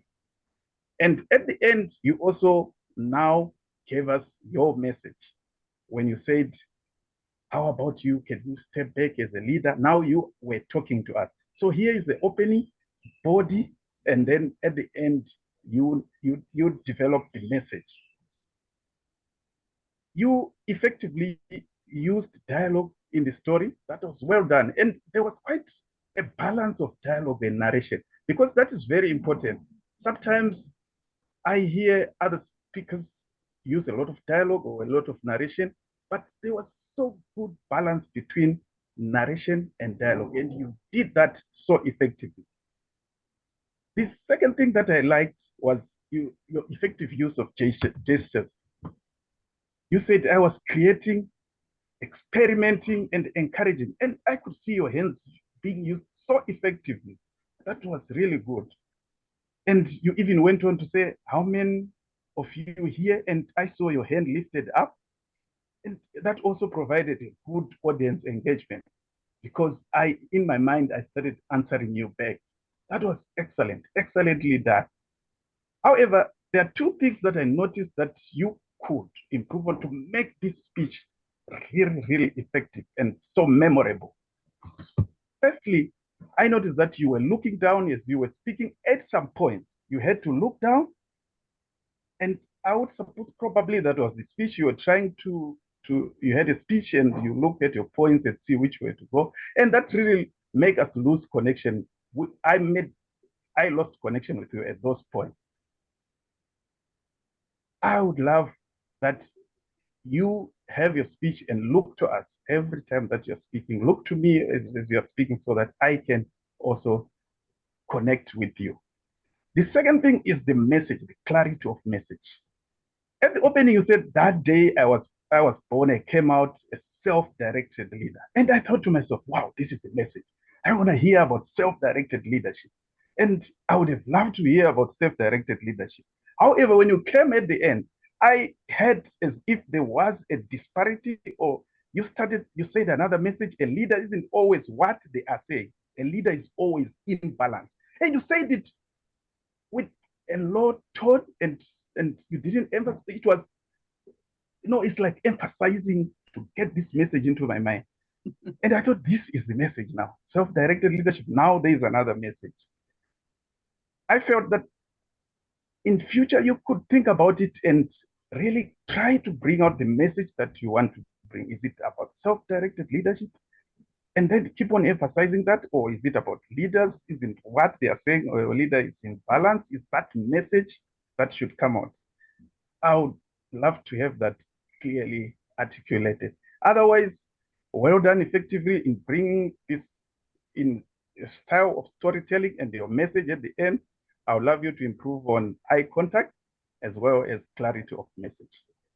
Back to you. Beautiful. That's not so big. It's hard to keep coming up with new things. It is, right, Sandra? Thank you. Thank you, Clemence, for that evaluation. And this time you did hit the nail on the head. You at the end, we did hear what was your takeaway, and you were confused about the takeaway. That's of course, your point of view on that. And there was a dual messaging. Was it about self-directed leaders or about leaders in general? So you mentioned that very well, that there was no real clarity for you, and where she could be more effective on that. You did mention during your evaluation, I liked these gestures, but then you quickly said effectively. You should just try and get it from I liked or loved and say you were effective. It's of course your opinion. Anyways, it's an evaluator's opinion. So you don't have to say that I liked whatever. I know in the community club you're taught that way. Just get away from that, because we're an advanced club. And when you say your gestures were effective because, then you say, why they were effective, and how they were effective. And here's where you could excel by incorporating X, Y, and Z. So that languaging actually then allows you to also give an example and actually demonstrate what you want to say, rather than I liked. And that it doesn't give you the ability to demonstrate actually what you're trying for the speaker to do. You should always try and demonstrate shortly what you want the speaker to do, so they know, oh, okay, yeah, exactly. This is what it means from this perspective, from this evaluator's perspective.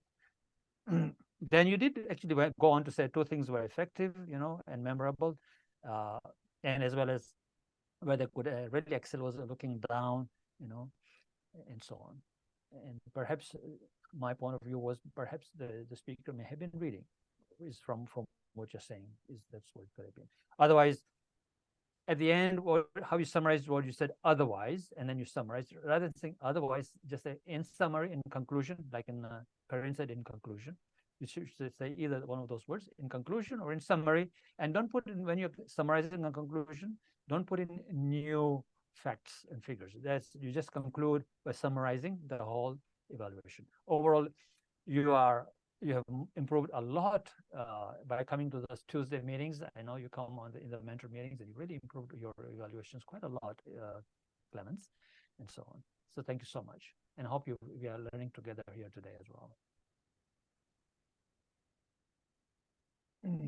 By no means I'm not an expert, and whatever I'm saying is also my point of view. Bear that in mind, and so take what you can and discard whatever you want. I'm doing my best to sort of bring this club into critical thinking, and you know as much as I do, really. So let's all do it together. Our next evaluator is Sabnam Saiyed. I'm always afraid of Sabnam. She is a great evaluator. She is a very good evaluator. My opinion, of course, you may have a different opinion. We all, of course, have our own perspectives on things. Sabnam, how are you? How is Dubai? Or are you in Dubai or in Sharjah? Where are you? Abu Dhabi. Oh, you're in Abu Dhabi. Okay. And how's the weather there? Is it? It's nice, hot, pleasant. No, very pleasant. Good. Sabnam is a much newer member to Leadership Speak. Just a few months now, I think. How many? 3, 4 months, 5 months? I don't know. Not that long. Ladies and gentlemen, please help me welcome Sabnam Saiyed. Sabnam Saiyed, all yours. Toastmaster of the day, fellow Toastmasters guest, and Toastmaster Sandra in particular, good morning, good afternoon, and good evening once again. Well, my personal journey of being a self-directed leader. This speaker, according to me, delivered an informational as well as an informational speech, both today. The speaker today took us on a journey of leadership. She explained it with the backdrop of Toastmasters. How interesting. In the beginning, she started from the process of herself being born. And there was so much drama to it that actually in the beginning, I was not able to understand why she crying. But then yes, in the second or third sentence of hers, I did understand what she meant. Then later on to her becoming a teacher and then reluctantly becoming a Toastmaster. And in her own words, it was for creating, encouraging, and supporting others. From there, she became area director, not twice or maybe thrice. Then from there to fighting with the TMI to get the dues of her club. Throughout, what stood out for me was her passion to work continuously, to work for creativity, to supporting others, whilst growing. And one thing that also came out was her passion to do something new that we had not heard of up until at that time, from forming a new club like in prison. Secondly, after that, what came out, what really stood out for me was in her speech was the mention of Prison Toastmasters Club, which is totally unheard of. And then the second part that I really liked was that leadership is not only about leading or giving directions. It is also somewhere that you have to take a step back. Up until now, whenever you hear a speech of leadership, it is always about how you lead people. But for the first time, something like this was also mentioned, that when it's time to step back, when it's time to give the podium away to somebody else. Thirdly, the use of words like cajole or arduous, etc. However, I do have certain suggestions for her. First, her Zoom presence. The backdrop has a lot of elements to it, so it draws a lot of attention. Like I wanted to see what's there in the background. It's either plain or something very simple is something that I would really like to see. Secondly, the beginning part and the ending part were a little rushed. It took me some time to understand what she was trying to say about her birthing process. And then even at the end, I thought something else was going to come, and then it rushed. It was not summarized properly for me. Secondly, in the middle part of her, not exactly middle, before that, there were some dialogues happening. I wish she had created two distinct characters that did not come across very evidently. Like she could have moved like this for one character and like this for another character. It is like creating anchors. Now, in order to summarize, yes, a very new perspective to the concept of leadership that we have been hearing for so many years now. Very good use of words, very good expressions and voice modulation, as well as very new concepts like present Toastmasters used.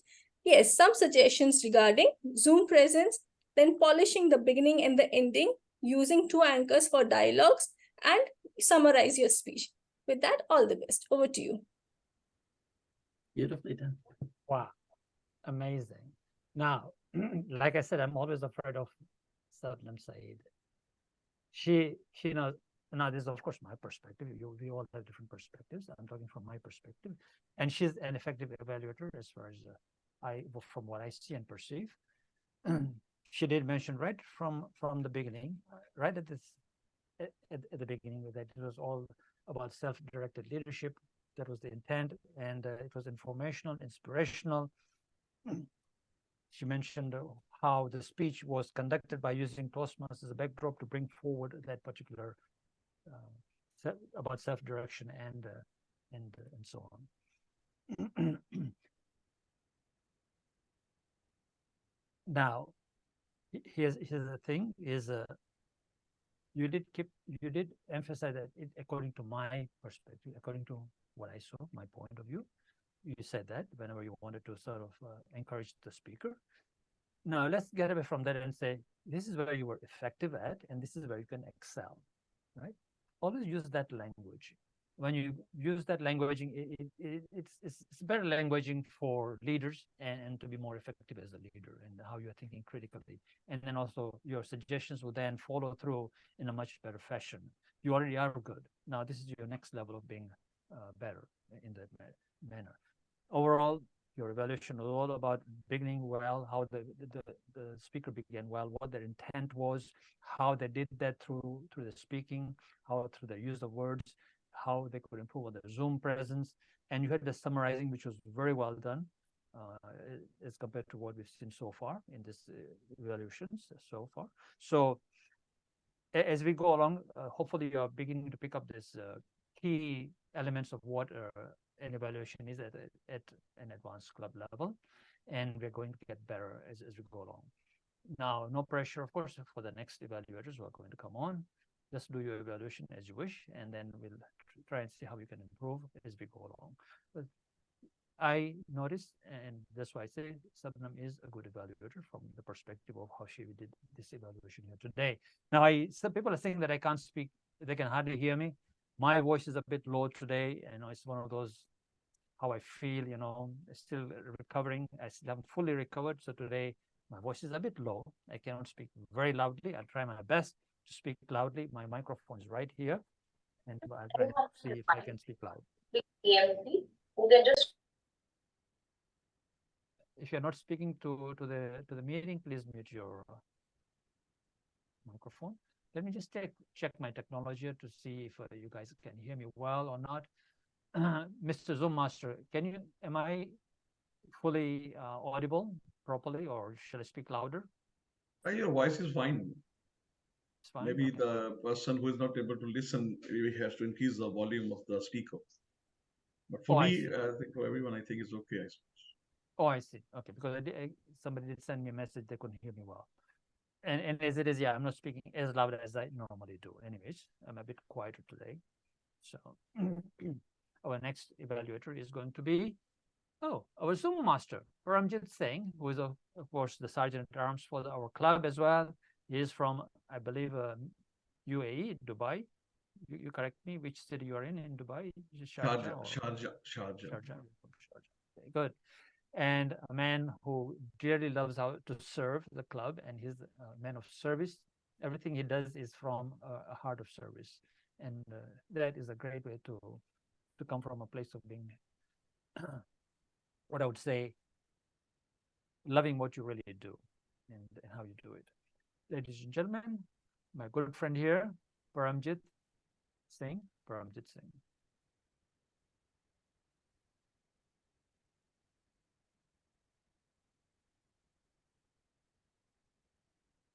You are muted, sir. Muted. Thank you very much, Sandra, for your very engaging speech with your journey of a small baby to a self-directed leader by becoming a Toastmaster and your experience at different roles you perform and your experience in starting of the clubs. You begin with a bang and immediately grabbed attention of audience and kept engaged throughout your speech. The thing which stepped out for you in your speech was your casual, natural way of delivering a very confident speech. You have mastered the vocal variety with gestures, really complimenting gestures, and that engaged really everyone, and particularly me. This was evident when you spoke about your mother's height, as well as when you bang your head when you were feeling frustrated. Your personal story and the inspirational story of journey of Toastmaster and difficulty you faced, but being resilient, you kept on moving and become a self-directed leader. This really inspired me to continue my journey, whatever come in your way, and become a self-directed leader and a journey to become a DTM. The things which can add value to your speech, your transition from one to another story part was really very fast. And at some places, it was really very difficult to cope up with the speed of the story. So either adding some pauses at different intervals, or maybe keeping one story and small stories, not number of more stories, but one story only or two stories, which can add to the value, and or either using the pauses so that people can help audience to digest the message and listen to the further. You did your best to make us laugh, but your own small laughs were really not making that punch. It was forcing us to laugh. So if you can add punches rather than your own small laughs, that will come in natural for everyone, and people can laugh with you, with the way you speak the punches. Your Zoom presence. Now, for your Zoom presence, you are absolutely in the center. Of course, you moved a little bit aside, but I felt in about 60 to 70%, your eye contact with the audience was really good. But at some time, you were not able, you are either seeing it through the some down or moving right or left eye. So maybe I think reading something. So it is always good to have full attention of the audience. And to summarize, with your good vocal variety, wonderful story, as well as inspiring stories, if you add pauses, as well as if you make punches, add punches to the stories, you will become a very engaging and humorous speaker. Thank you very much. Over to you, Toastmaster of the day. Thank you, Paramjit, for that evaluation. And so your evaluation was based on mostly on vocal variety, gestures, poses, is what I heard from your evaluation, and not that much focused on the content as to how the content was structured and how the opening was and how the content was layered to a conclusion and what the takeaway was for you. What was your takeaway? What was the speech all about? Was it about self-directed leaders or about being a better Toastmaster? What was your takeaway? And what would you use? Or were you just entertained? Were you informed, educated? This sort of thing was missing otherwise. But on the whole, you did have some good points on the Zoom presence and the eye contact and where it could be. The most profound thing in your evaluation was the poses and the punches, because it is from effective humor, humor speaking, and Sandra loves humor. So, and you brought that to light about how the speaker could use punches rather than also just try to make us laugh by laughing and so on. So I got that part very well. That's where you were effective at from your evaluations. You did summarize well. So what was where you could have been more effective, where you could have excelled, is to really tell us about the content, how the content was structured, right, in a better way. And so what was the messaging from that structure, right, and what was our takeaway? So that you could focus on a bit more on. Of course, that's where you will be more effective. Again, I know we don't need to mention this, but this is my perspective. Again, I'm caught up in the same loop, just to make sure that you know it's just a perspective. We're being kind to each other today. So, Sundar, you are next. Thank you so much, Paramjit. Appreciate your evaluation. And I'm sure Sandra has now got volumes of notes there, and she'll say, am I a good speaker or not? Take what you can, leave what you can, right, Sandra? This is the game. And back to the replay, I'll be. Yep, exactly. I'm so glad of the recordings. They're great. Wonderful. Sundar, you are next. Yes. Welcome. Now, Sundar, you're from Chennai, right? Are you from Chennai? Sorry, am I mistaken? Yes, Chennai, South India. And what club are you with in Chennai? The club Oceans Toastmasters Club, Division 120. I hope that we see more of you in the club. I know you've been a bit busy, and then there were things that happened in your personal life that you take care of. So I hope. Yes, I'm shot by 4 hands, and that's what I'm trying to kind of manage in my life now, and that's how it's going. Yeah. Good to have you. So, ladies and gentlemen, pleasure to be here. Thank you. Our evaluator, Soundar Subramanian. Soundar Subramanian, all yours. Self-directed leaders, what did we witness? Toastmaster Sandra, thank you so much. Appreciate your effort to share your journey from the time being popped out. Thank you. It created curiosity about the point of view and how we are going to deliver. There are 2 parts in your speech. One is about your childhood, the talk master, and how you connected it to the Toastmaster as being a self-directed leader. And you kind of connected it with kind of as being a child itself, the self-directed leadership is there within each one of us, and how to kind of nurture it and take it further and farther. You had the seed planted within from the birth, and how to kind of look forward in it. And you transitioned from the baby world to the real world, and with those being judged, validated, controlled, overpowered, rejections and dejections, all those things that happens, and how you related that into the Toastmasters journey and what it will be there, right? And how to kind of take it further and see to overcome the challenges, and which you did very well, because you've been born as an achiever, born and bred as an achiever. How you'll be able to do it, you did that well. And when you asked for give that DTM recognition, your speech helped me to know not to shy away, to take roles and responsibilities and the challenges to endure, because it is going to be part of the life as a gift, right? And what we come out of it as self-directed leaders. The choice of words, the gestures, the presence, the inner child came out from you. You really born again is what I will say. And you remembered my mom giving the birth to me and my son being born. I did this particular action that you brought in, very well connected to me, connected with me.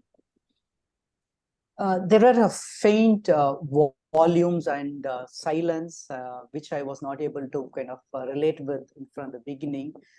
And I'm not sure, right, what is happening. Is it the speak? This is the mic issue, or is kind of you itself is doing it? Right? That's one I feel. The other one is kind of on the aptness of your expressions which I missed on the rejection that was happening from the Toastmaster International, and you're not getting your TTM and you have to fight for it. And the bravery that how you fight and kind of you ask for it and get it for your club, right? And when the club, there are many clubs which were not performing well, and how it is. So those emotions were not matching, and you also spoke about the quality of the leaders and when to step in, step away, to lead, all those things. The effect of your speech on me and to the self-directed leaders or the initiatives one takes irrespective of the outcomes and the assertively ask for the right recognitions. Looking forward for your speeches. Back to you, Toastmaster of the Day, Toastmaster Brahm. Yes. Thank you, Sundar, for the evaluation and how you see things from this particular speech. You were effective in how you began your evaluation in terms of how the speaker, how they began, and what the points that they delivered, and what their intent was about self-directed leaders and so on. And then you went on into the content and how the content unraveled in a way, rather than actually mentioning, how the content was structured. You actually told us what the content was, and you had these words and gestures and so on, right? I also learned that you related to this particular speech because, when you were born, it brought back your memories of, at that time when you were a baby and you were growing up, and as well as the birth of your son. So that's how you connected to the story through those things, and how the speaker had brought those parts in her speech. So what you could have done is say, you excelled at bringing how you were born, and I could really connect with that because this is how you excelled in the speech, and how I also related and where you excelled at your speech is your Toastmasters journey and how you became a self-directed leader. You did point out how she sort of fought for certain things, that stood for certain things to make sure that happened as a self-directed leader. So that was present, but you could have articulated it a bit better in a better language, and a bit more stronger worded language as what it should have been. You quite rightly also did point out how the speaker was silent, so you were effective at that, and it confused your perspective, of course, as to what was really going on in the beginning. I had a similar experience as to what the speaker is doing, so we were congruent on that part here. The main recommendation of yours, as with Paramjit, was the punchlines. Here you said emotion. In Paramjit was to do with humor, and punchlines here to do with the emotions about, how the speaker didn't, when they were looking for that recognition, whatever, and so on. What were those emotions, and to sort of exhibit those emotions? In Sabnam's evaluation, we heard the role playing, right, and different role players, and so to stand in different parts of the Zoom here and mention that. So as we can see, not all evaluators are going to catch everything. We only have 3 minutes, but here the speaker is so fortunate. She's getting so much stuff, and then she's going to take away what really works for her and what really doesn't work for her, and do all this. We would love to hear this speech again at some point in time, of course, when you've taken all this into account, Sandra. Thank you so much, Sundar. Your conclusion could have been a bit more stronger, of course. Your conclusion was, I think you saw the red light and you just dropped the whole conclusion, yes, right? You should have really gone on because you're practicing here. You should have just gone on and so on. We are not cutting off time here. I did say we will run well past 10:30 because we really need to make sure that we get to the next level of evaluations. We did this a couple of months ago. And now we are doing it in a different way with different evaluators to give it a different perspective. And we'll keep learning. In the next 2 months, we'll do this again, perhaps in a different perspective, but we want to make sure that everyone becomes an effective evaluator. Critical thinking is present in our evaluations and in the speakers when they are doing and preparing their speeches, they're thinking critically. So what am I really doing here? And how am I opening the speech? What is my intent? What is the takeaway for the audience? In those terms of thinking, no matter whether it's an icebreaker or a level 5 speak professional speech, because we're an advanced speaker, our thinking should be different. Thank you so much, Sundar. Thank you so your much. presence. Yeah, and I hope you participate more in the club, that you sorted out your personal reasons, whatever they were. Would love to see you more often and see you engaged. Our next evaluator is going to be our brand new, almost brand new member in Leadership Speak. She's been a member in other clubs from Haiti, Amethyst Toastmasters, and in my previous club, My Speak Toastmasters. Youselee Joseph, how are you, Youselee, today? So good to see you. Good to see you as well. Wow. And you've immigrated to Canada, or at least you're in Canada right now, right? And Yes, it's getting I'm in cold, Canada right? right Not now. used to it from Haiti. It's cold. It's really different. All right, ladies and gentlemen, Youselee Joseph, all yours. Thank you, Mr. Toastmaster of the Day. Greeting to all of you, colleague Toastmasters and guests, and especially Toastmaster Sandra Valks. Toastmaster Sandra, I would like to first, I congratulate you for your inspiring presentation in which you have brought the audience into your Toastmasters journey. You had a well-structured speech. You introduced by a captivating anecdote about you being a baby. And then you go smoothly into the body of the speech by asking a direct question to engage the audience. And this question was, are you meeting everyone's expectation that make us reflect on our own action? And you show to the audience your journey at Toastmasters International, and it was clear that you were worked for enjoyment, not to get the DTM title. You have presented your up and down during this experience. You present to us your challenges when you wanted to open a new club. You talk about as well your progression from a talk master to a Toastmasters. And you say to us where you are right now as a Toastmaster. And you conclude by summarize on what should be a leader's attitude. And when a leader should step in and when he should step back. And you had a call to action by asking a direct question to the audience. Can you dance the leadership dance? You had a clear voice and you used your facial expression to add value to your message. You had a good Zoom presence as well. For your next presentation or to take you to the next level to Master Vault, I would like to encourage you to work on the beginning of the speech. You were dramatized, and that prevent the audience to listen correctly what you were saying in the beginning of the speech. And as well to work on your hand gestures. At some point, you put your hand on your hip several times during the presentation.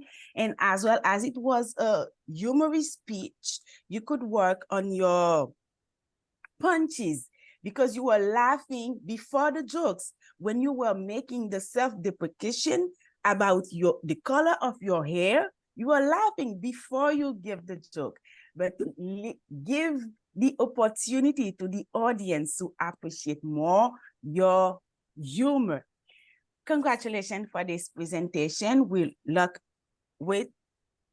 learn a lot, and the main point of this presentation is to encourage the audience as a leader to act with passion first, and the title will come. Back to you, Mr. Toastmaster of the Day.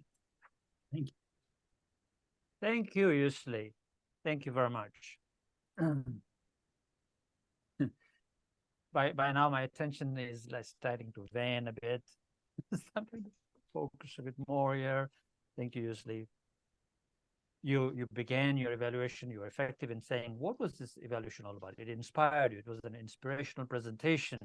and how, and you mentioned the content captivating, in terms of right from the beginning about the baby, and then smoothly going into asking questions and engaging the audience and so on. So you mentioned all those things in your evaluation. You were effective at that.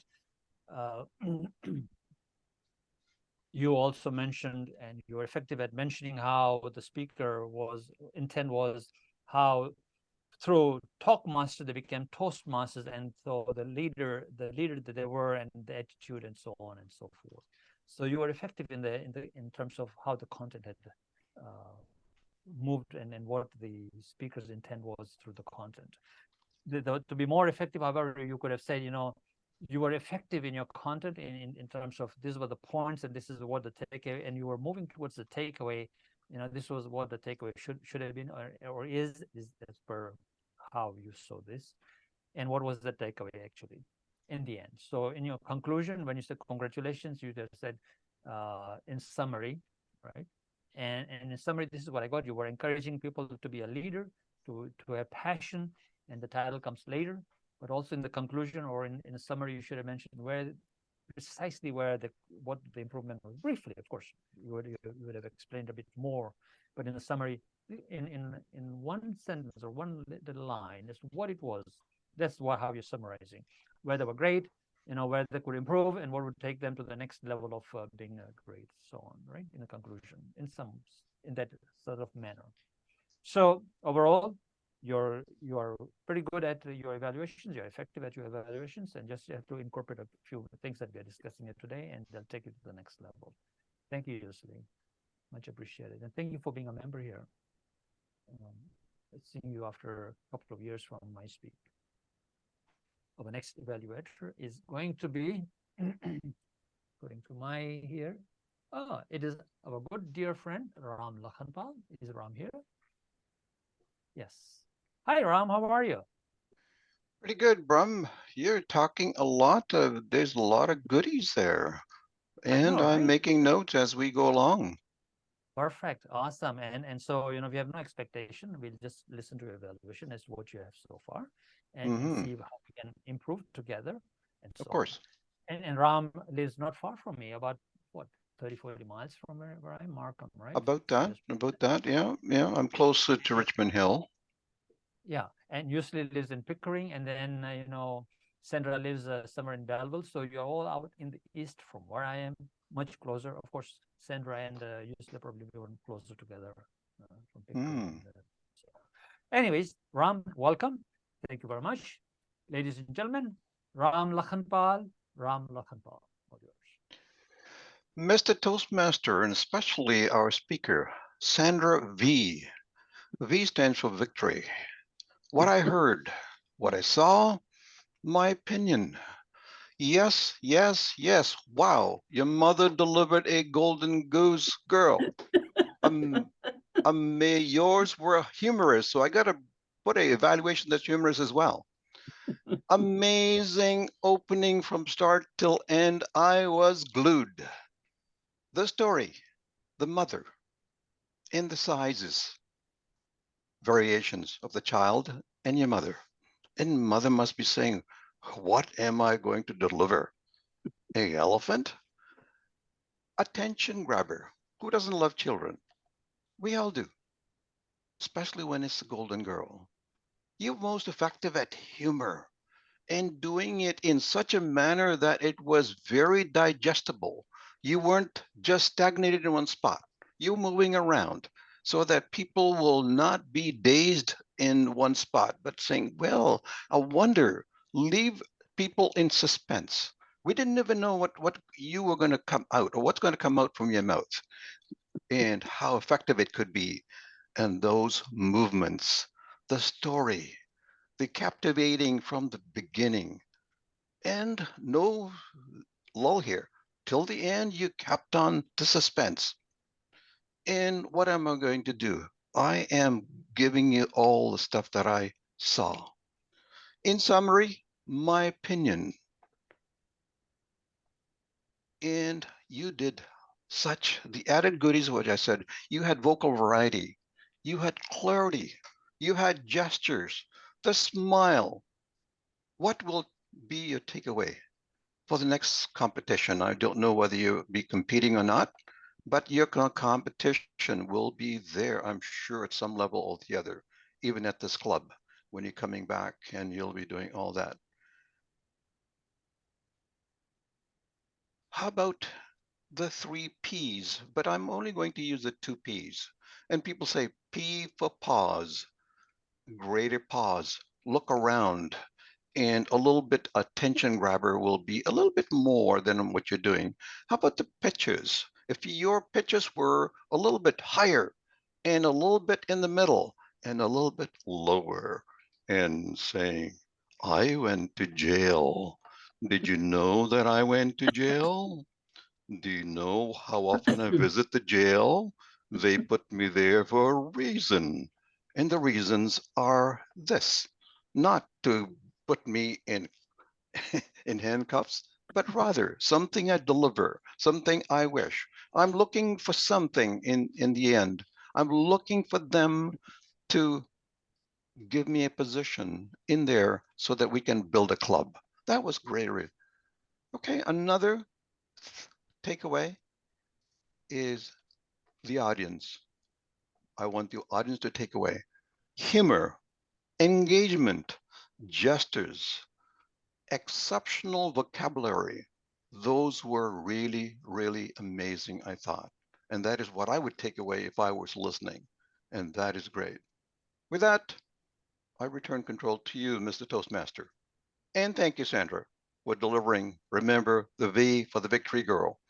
And thank you so much for delivering a speech. To you, Brahm. Thank you, Ram, for that passionate delivery of your evaluation.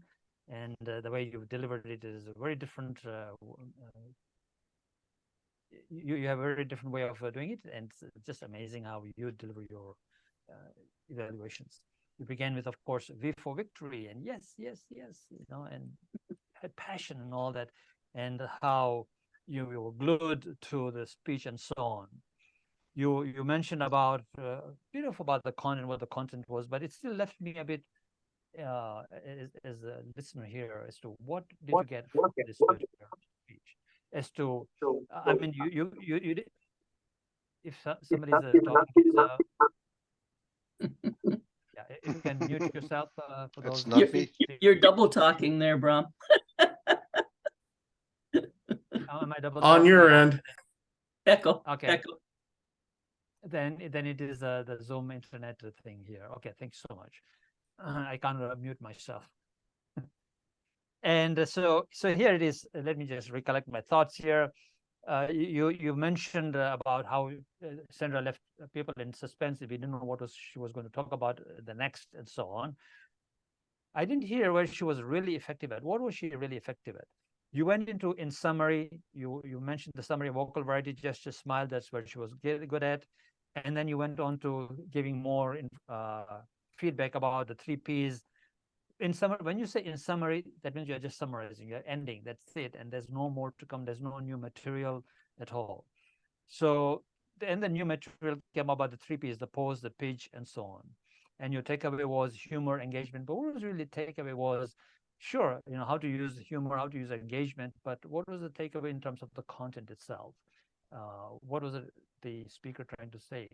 To become a better self-directed leader, to become a Toastmaster, become from a talker to a Toastmaster, or what was it that the speaker was trying to convey at the end? So that's what I would like to see. I would like to see more languaging on, this is where you're effective at, this is where you could have excelled at. That sort of languaging would keep it at a more advanced level of speaking evaluation as well. Thank you so much, Ram. I appreciate you being here, and I hope we are all learning together. Thank you very much.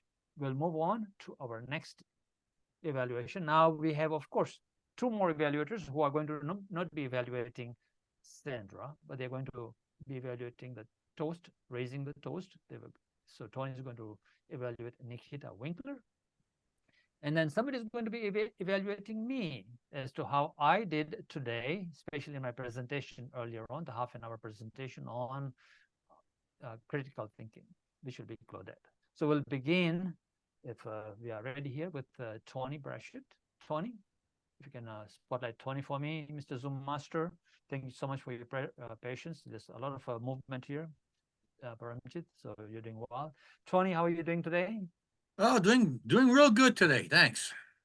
And I've known you since 2007, way back in Hamilton, and I used to live in Hamilton out there, and I was a member of a club over there. And, yeah. Ambitious city, and you were part of Valley Town, and that's how I've known you. Yeah. And well, I remember when you were running for the district governor at the time in 2013. Yeah, well, just like what Sandra was saying, not a director, but a governor. Those were the days, eh, Sandra? Yes. I don't know what, but they were the days.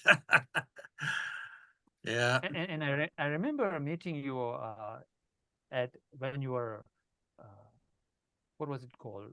Promoting yourself to be the next district director, what it was, canvassing, whatever. And it was a division or district, some event. And I walked out of the room, and there you were outside, with your display about becoming the next division director. And I still remember that one line I told you, Tony. I said, Tony, go kick ass. So yeah. Yeah, I still remember that. Yeah, good times, eh? Yes. Our memories are very special to us. Yeah. I know, right? So here you go, Tony. All yours Okay. to evaluate Nikhita Winkler. Well, hi, hello, fellow Toastmasters and most welcome guests, and especially Nikhita. Nikhita, you did the toast for critical thinking for leaders. And I think you used two devices very well. The first device was a story about your mom being very candid with you about your performance as a dancer.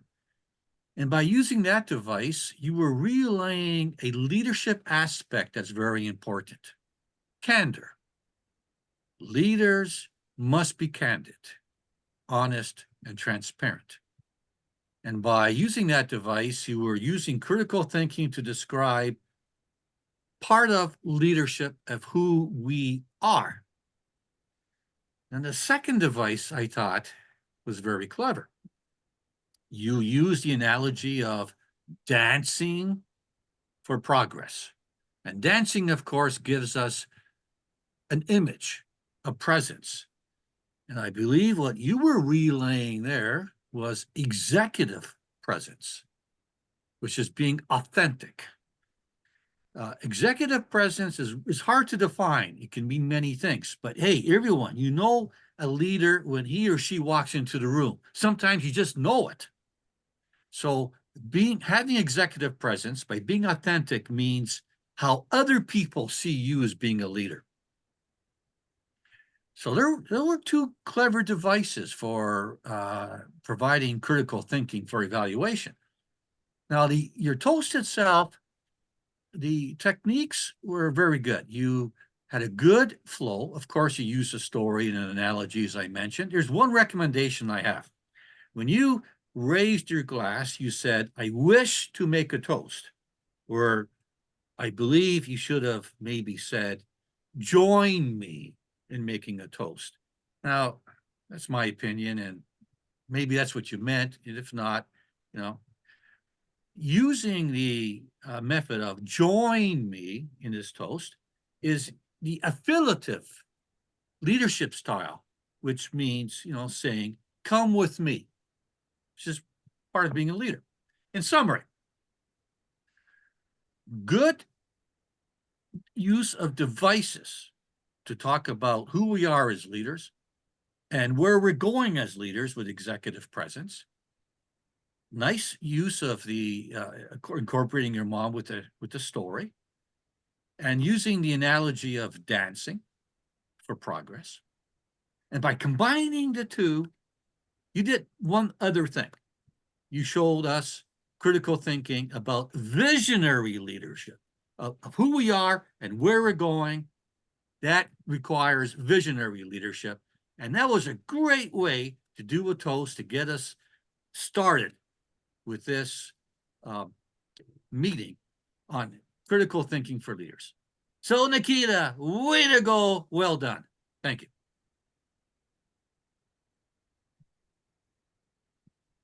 Thank you, Tony. You are a master at watching the clock as you deliver your evaluation or your speaking. It's so clear how you sort of formulated that just to meet exactly at the red light, and so you are really a critical thinker. You are right at attention. You have presence. You are present with your surroundings and so on. Very well done. Where you were really effective, Tony, is you mentioning the devices. People think a device is really, oh, maybe it's my phone, it's a device. But here it's the devices that we use in terms of how we are evaluating and what the evaluator was doing with those devices and how she actually did it. How she actually did her speech in terms of using candor and who we are out of that, and the dancing and so on. Those are the devices she's used to bring about the message at the end about raising the toast for critical thinking. And that was very clear in your evaluation. Where you were also effective was, you mentioned the leadership styles. The affiliative leadership style would have been, rather than wish for the toast, join me in a toast. That's affiliative, and then as well as the critical thinking was where the visionary leadership came in as to how the devices were used and how, as a visionary or as a mom gives her an evaluation as to where she should be heading to. So there's visionary. Where you could have been a bit more effective, Tony, is of course, besides keeping your eye on the timer, is to put an eye on or be focused on summarizing a bit more tightly. You did mention that in summary, good use of device and mentioning her mom and how her mom was evaluating and so on, but also mentioning where she could have done better in a much more succinct way and a much more clear way in terms of that. Thank you very much for that evaluation. We'll move on to my evaluator and that is Claudette. I don't know if is Claudette here. I'm sure she's here. Oh, there she is. Hey, Claudette. So good to see you. Hello, hello. From Markham, Richmond area, Richmond Hill, Markham area. On the hill. I'm on the hill. You're on the hill, Richmond Hill. Oh, posh. All right, and so that's not far from me. It's about 30 to 40 miles from where I am, about hour and a half drive.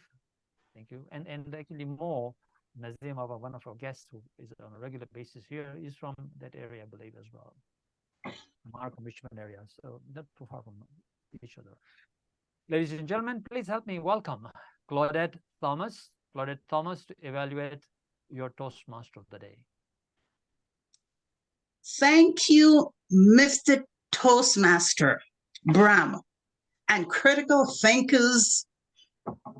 Also, thank you, Brahm, for delivering an informational, educational, and persuasive keynote on delivering effective evaluations and critical thinking for leaders.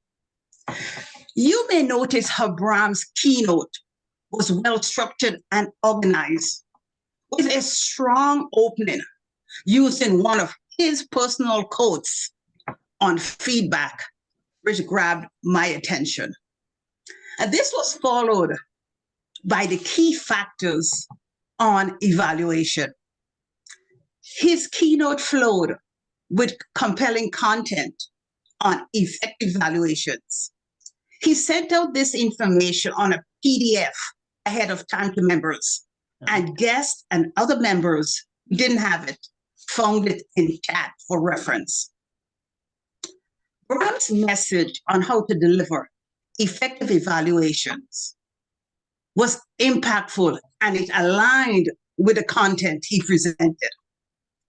He demonstrated engagement with the audience effectively by engaging a few members with questions and interactions.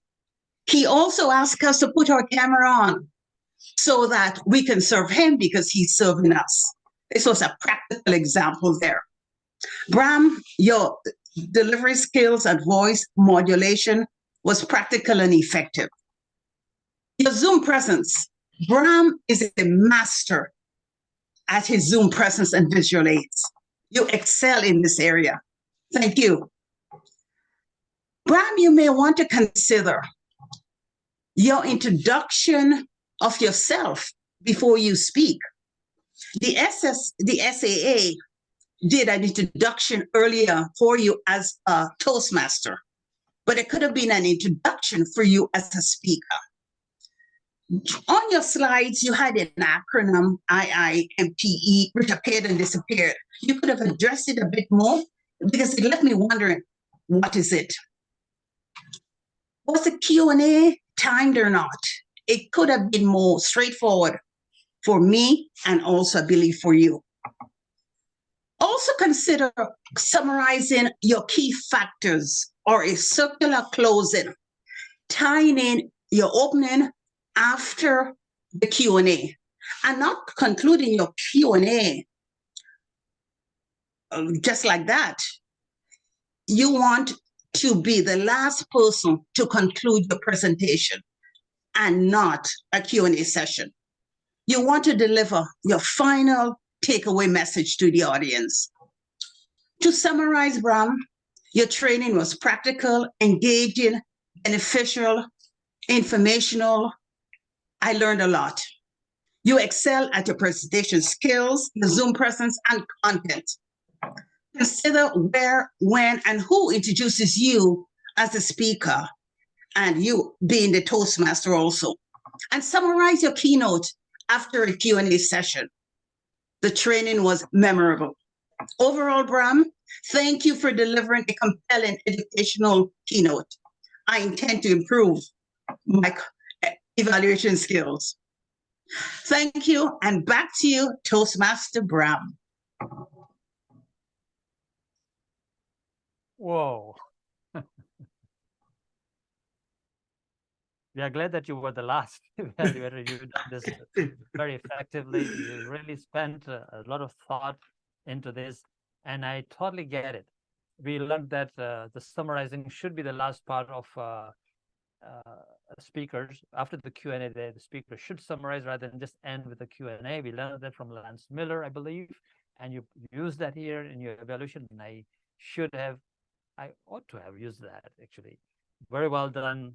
How you began your evaluation. You mentioned about the structure, the organization, what you got out of it, what the whole presentation was all about, which is critical thinking, and so on. You mentioned words like you demonstrated effectiveness by question and answer with the audience, and so on. My Zoom presence, and so on. And you also mentioned consider the introduction. What does IIMPN mean? Be a bit more clear about that. Things like that. So you were very effective as an evaluator for this particular thing. And I got a lot. I just was writing notes about where I can improve on this. And I know whenever I'm presenting, I already know myself what I need to present and improve. But from your evaluation, I got even more as to what I really ought to be doing. So thank you so much, Claudette. And thank you for a great evaluation. Much appreciated. Ladies and gentlemen, with that, we come to a conclusion. I will ask Hannah to put the timing in the chat.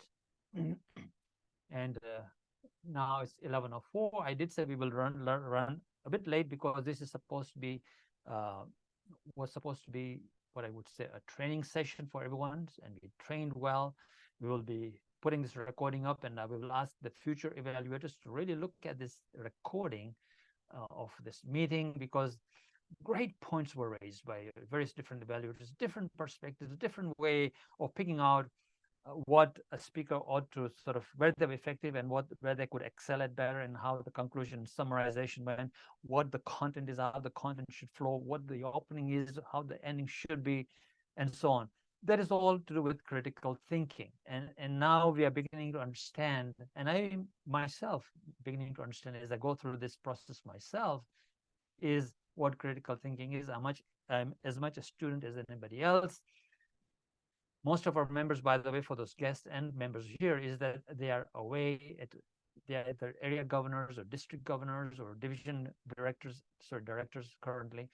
And a lot of stuff is going on all over the districts in terms of contests and training and so on. So they are away, so the turnout is a bit lower, which means you got a club from 18 different countries where, you know, we have people who are really serving their own districts and clubs as well as serving us here. Sandra, I hope you got a lot of pointers here. And thank you so much for being brave and courageous to sort of stand out and stand forward with this. There's no voting for our speakers or evaluators today, of course. So we will begin to conclude this meeting. If the guests are still here, I would love to speak to them. It's time to speak to our guests as to what they got out of this. And I will not adjourn the meeting until I've actually spoken to the guests, if I can, and then we will conclude the meeting.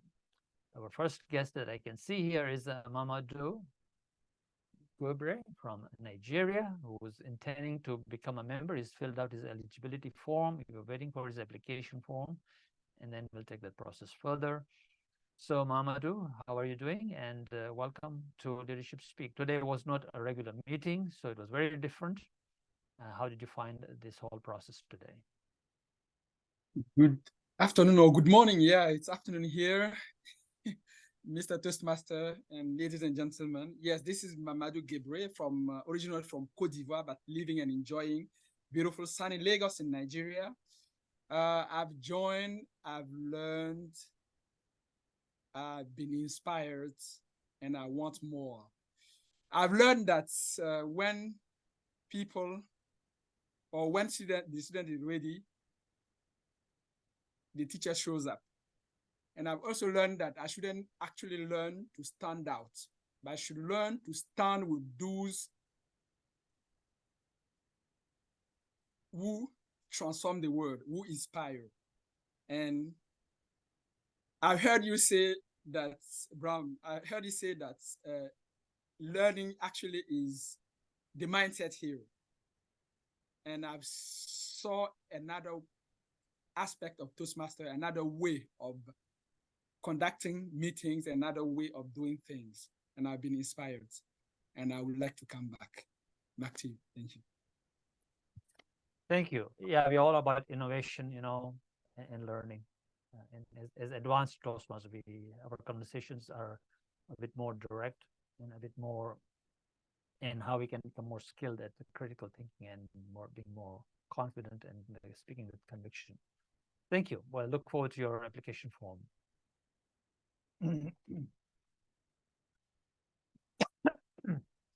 And I think that's all. We have a couple of other guests here. Smruti, are you there? If you are, please put on your video. Lisa Thompson, please put on your video if we can talk to you. Dolores Baptiste is back here with us. She was a guest a couple of weeks back with us. Hello, Lisa. Brahm, Hang a second, whoever's talking, please. We are talking to Lisa. If anyone wants to talk, please put up your hand or when I call your name. Lisa Thompson. Good morning, Brahm. Good morning, everyone. That was a fabulous speech, Sandra. I really appreciated it. I've been going to a number of evaluation workshops lately, and this one was definitely comparable. One of the other ones was more of a how to do an evaluation, but this really, although it didn't do the how to, gave a lot of great examples on evaluations of the same speaker so that it can be seen how they compare. And then certainly the follow-up evaluations of each one were particularly helpful. What's missing for me is how the evaluation corresponds to the rating system of a speaker during contest season. And I appreciate that the speech given at a club level, even an experienced club level, is particularly different from a speech given at a contest level. However, as a former judge and wannabe judge of contests, I really need to have a better understanding of what appears to be a very subjective rating system. I don't think the system should be subjective. I think in the world of AI, we should be able to give points to what we're seeing is present and missing, so that we can do a considerably better job in the ratings and have a better array of candidates by the time we get to the international convention. So I would encourage this group particularly to look at doing an extended workshop that would help me, as well as a host of other judges that are going to be judging in the next few months as we determine the future contest winner for this year's international contest. Again, thank you so much for having me. I look forward to coming again. Thank you, Lisa. For judges, there's a judges training, which is very different than an evaluators training. And so if you go to a judges training, this is where they will actually break down, you know, the 4 different criteria on which a judge for evaluation contest, how they would judge a contest. We use, of course, if you saw today, it was very similar to what the judges would use, but it's not a judges training here today. So that's why we were not sort of focused on the science of things. Even for our judge, it's really still an art. It's mostly an art. So it's all about your own perception, your own experiences, and through those filters, how you see the world, which is an art. Science is, of course, more precise as to what these pointers are. And evaluations and speaking and all that, and leadership itself, if you come to one of my other presentations about leadership, I said leadership is totally an art. It's not a science at all. But this was not a judges training, but thank you so much for your feedback. I really liked it. We've done something similar training a year ago on actually the judges criteria and how the judges look at things and so on. And maybe in the future, we might as well do that in the future. Tony, your hand is up. Yeah. Brahm, you said it better than I was going to say it, but I want to say this. I'm not saying I'm an expert, you know, but I have judged at every level, including the international convention. There's a difference between judging and evaluating, and we do not want to mix the two up. In my opinion, again, I'm not an expert, judging is how I feel from the impact of the speech. Evaluating is a critical analysis. And I'll stop there because we've had a lot of discussion on that today. So let's, my opinion, not mix the two up. Yes. Okay, I'm done. Thank you, Tony. Okay. Well, thank you for your feedback, both of you. I appreciate that. As a relatively new person to Toastmasters, I've only been in the group for 3 years. I really didn't understand that. So I thank see you. you got your DTM in 3 years, so you're quite accomplished. So congratulations on that. And that's why we're here, right? We got people from all over the world, really all over the world, with different backgrounds and different experiences, and we're sharing. Thank you. I appreciate that. Okay. Our next guest here is Dolores Baptiste. If you are there, I think she's a guest of Claudette. Dolores, are you there? Yes, Brahm. Good morning. So happy to be here this morning. I actually woke up late, so I just came in for the evaluation, but I enjoyed every bit of it.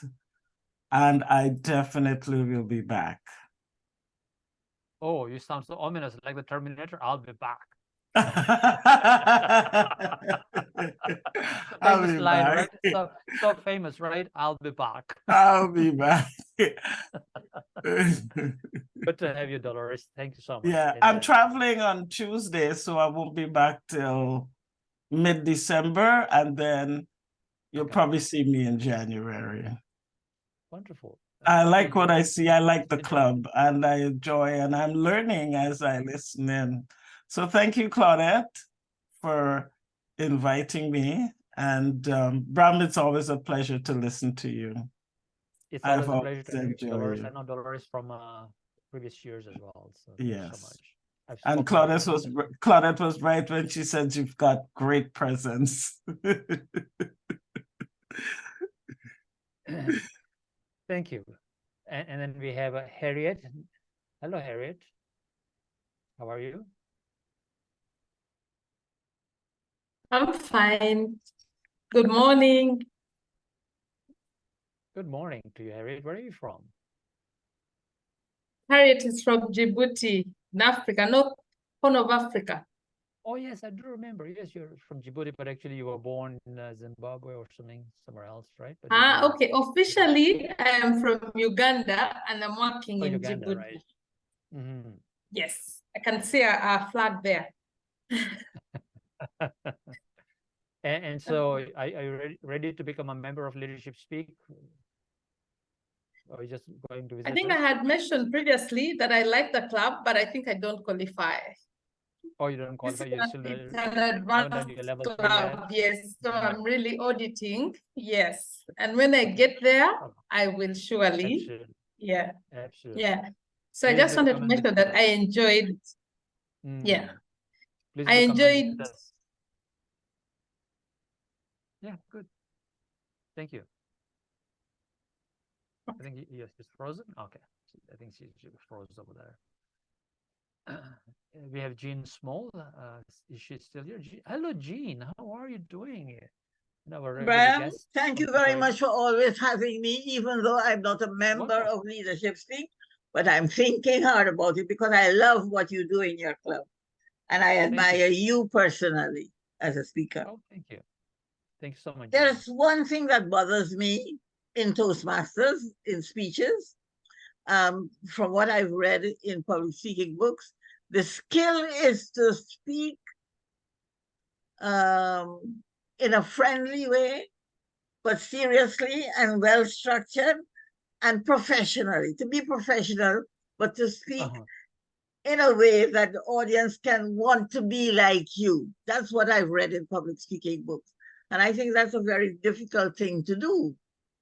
Another problem I have is that the difference between storytelling and a professional speech. I know that you can use storytelling to make a point. I am a storyteller myself, so I love storytelling. But I think sometimes people are speaking as though they're on the back veranda, on the veranda with their friends, speaking. And to me, that's not what we're being trained to do in Toastmasters. I see what you're saying. I love Sandra. I admire her. I appreciate her. But I thought her speech was very much like that. Chatting about her experience rather than a professional, calm, professional, straightforward journey, description of a journey. But it's a style that I am trying to myself work on for my own betterment as a speaker. Thank you, Jean, for your evaluation. And I'm sure you probably also have great points about where she excelled at and where she can improve. Thanks so much for those pointers.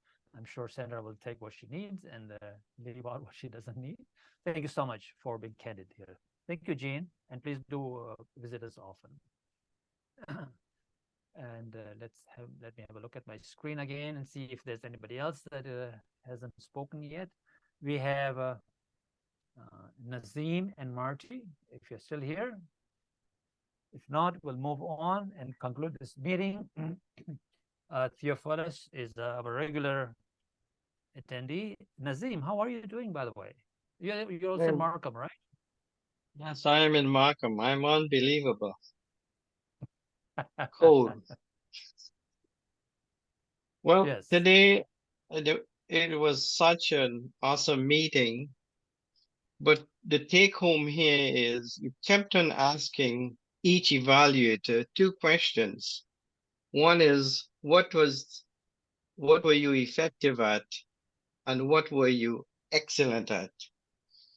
So what you did is you captured, clarified, and confirmed almost every evaluator in such depth that I'm in awe.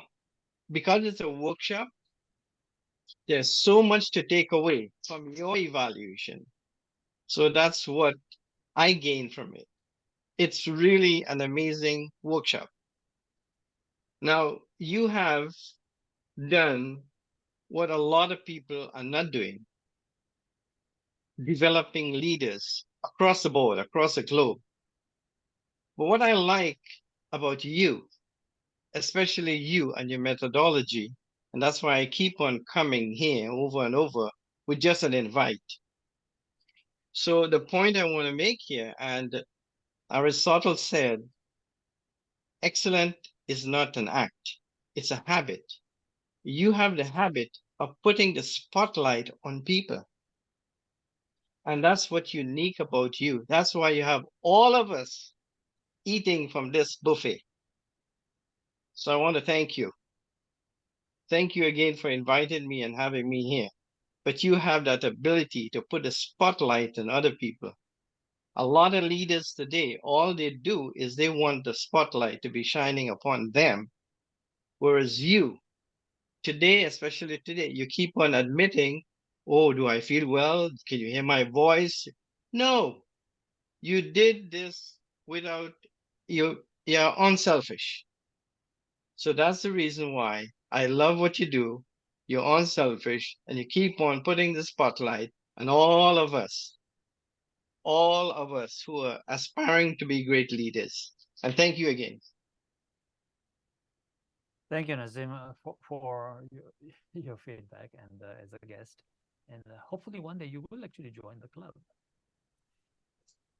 I think with that, I think Elios, feedback from you, Elios. Can you hear me? Yeah, we can hear you. Okay, yes. Sorry, I joined quite late. I think I joined after the Brahm session about evaluation. So I heard some of the evaluation even, but I cannot do justice because I didn't watch or listen to Sandra speech before. And I think this great setting that you make it like a contest. Maybe just a certain, just to cheer it up to make it like a gift. Maybe you can have some little gift to those who are the winner. Maybe you can take a vote for who will be the most favorite evaluator who already applied all of the techniques that you have given before. So maybe like a coaching or mentoring something. I think that's all from my feedback. Back to you, Brahm. Thank you, Elios. Thank you very much. And with that, ladies and gentlemen, as I said, our president is away, he's traveling, he's gone back home from Dubai to India. Home is India. I will adjourn this meeting and I will open it up to the floor for the members to network and voice what they learned today or not learned or what could be better. But this meeting is adjourned. Mr. Zoom Master, if